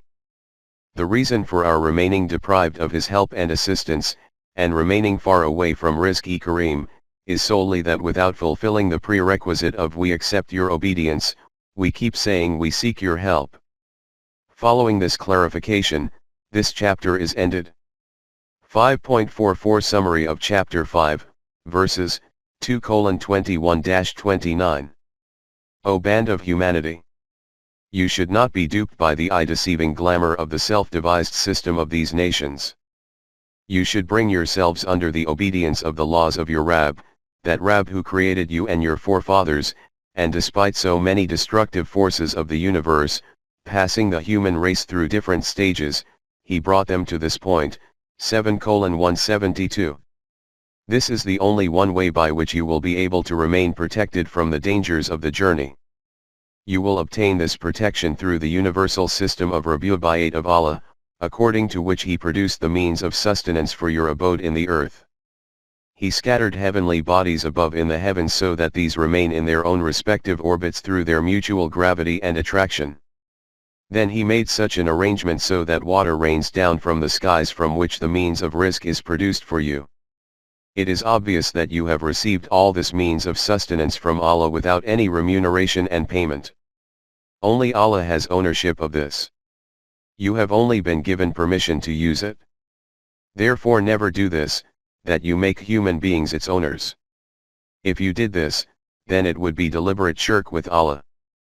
Private ownership, no matter whose it may be, of the means of production is to make men as Allah. These should be kept available for meeting the requirements of all those who are needy. 41:10. If despite all these concrete facts and evidence, you are suffering from some doubt or suspicion, or from some psychological dissonance in this respect about that code of life which we have given to you through our servant, whether it is truly based on fact or not, then the easy technique to prove this is for you to show us by presenting an alternative map to the one presented by this code for human life, if not of the whole structure, then at least of one floor, i.e. produce one clause like a clause of this code. 1038, 1113. For this there is no need to put responsibility on one person. Make a committee of all the writers and thinkers, social and political lawmakers, who are to be found in your society, and leave only the wahi of Allah on one side, and challenge them to make one like this, if you are truthful in your claim that you cannot decide whether this code is from Allah or not. And if you are not merely playing tunes of suspicions and doubts in order to keep on clinging to your vested interests, then you should accept this challenge. But if you do not accept this challenge of ours, and we can affirm that you will never accept it, and you do not try to understand this matter using intellect and vision, and instead continue to advance in your opposition blindly and become an obstacle in the path of haqq. Then the consequence of that will be that hell of destruction and ruin in which your public and intelligentsia, cunning leaders and their followers, will all plunge into together with their pomp and wealth, whether this is in the form of battle, whose fire is kindled by human hands and instruments of war, or through the destructive consequences of the wrong system of life. In any case, this is that hell which the deeds of those who reject the correct code of life and resort to transgression have prepared for them. 66:6. In this confrontation there is nothing to be apprehensive about for the Jamaat which has iman in the laws of Allah and the truths of the higher values of life, and remains in pursuit of the program which is defined by Allah for developing potentials. O Rasool, give them glad tidings that such a society will be shaped for them, whose prosperities will be enduring and whose conveniences will never know decline. 1425, 1335. Such springs in this life which never witness autumns, and an eternal life in the hereafter too. These promises of prosperities and successes are not specifically confined and limited to your existing Jamaat only. When and wherever any Jamaat adopted such a path, this was the very same outcome. 24:55, 39:74, and this will be the case for the future as well. The results of these deeds are always alike, although their forms are according to the changing requirements of the time. In this society, other people will keep joining them and becoming their companions. Like them, they too will be holders of a virtuous character. As long as this society remains established on the foundations of the laws of Allah, it will keep bearing its fruits like this. Fasad and change will never materialize in it. We have painted this society as an evergreen and blossoming garden, Jannat, and have used the simile of delicious fruits for the results of righteous deeds, because lofty realities can be explained through tangible similes. Therefore, this matter is not counter to the divine status, that he describes realities using metaphors. He has also described Jannat in the hereafter in a metaphorical style. 1335. These are parables of gardens and fruits, but if need be, he will have no hesitation in quoting an example of something as minuscule as a mosquito, or something even tinier than this in order to illustrate a matter. Those people who have iman in this, that all this is being expounded from the direction of Allah, via wahi, they will understand from these metaphors that this is an established fact from their Rabb. But those people who reject this fundamental reality itself, they will also seek 1,000 faults in these similes and metaphors, and will say, what is the ultimate purpose of these kinds of similitudes? Nevertheless, if a simile is to make one comprehend a reality, then its outcomes are factual and visionary, and if these are for the concealment of batil, then what can its outcome be other than destruction? This is how conflicts spread. From this you can understand how from one narrative two conflicting conclusions can be drawn. The difference is in the point of view. Look at it from one viewpoint and start treading on a path leading to misguidance because of it. Look at it from another viewpoint and paths of successes and achievements open up. But only those people set out on the wrong paths who do not wish to spend their life within the mold of the laws of Allah, and instead, by finding divergent paths, select different paths for themselves. These are the people who disintegrate the sum total of all these responsibilities which are required of them according to the universal rububiyyat of Allah. Furthermore, they even break that covenant which they had agreed with the divine system, 9:111, and in this way, by severing all the relationships of humanity, 1321, 1325, break it into pieces through the unnatural discriminations of race, clans, nations, countries, and make individual or national vested interests the aim of life, although the requirement of the law of rububiyyat of Allah is that, by joining these relationships, the whole of mankind should be deemed to be members of one brotherhood and branches of one tree. 2:213, 10:19, 31:28. The outcome of this way of life is that imbalances become created in society, and ultimately nothing falls into their share other than destruction and annihilation. Say to these people, whose path of life is mentioned above, on the basis of what evidence can you deny the laws of Allah, when your own being is living evidence of this. From whatever angle you view it, you will have to accept this reality that there was a time when there was no sign of life whatsoever on planet Earth. This whole planet was a heap of lifeless matter. Then life manifested in it, and traversing its evolutionary stages, it reached the human form.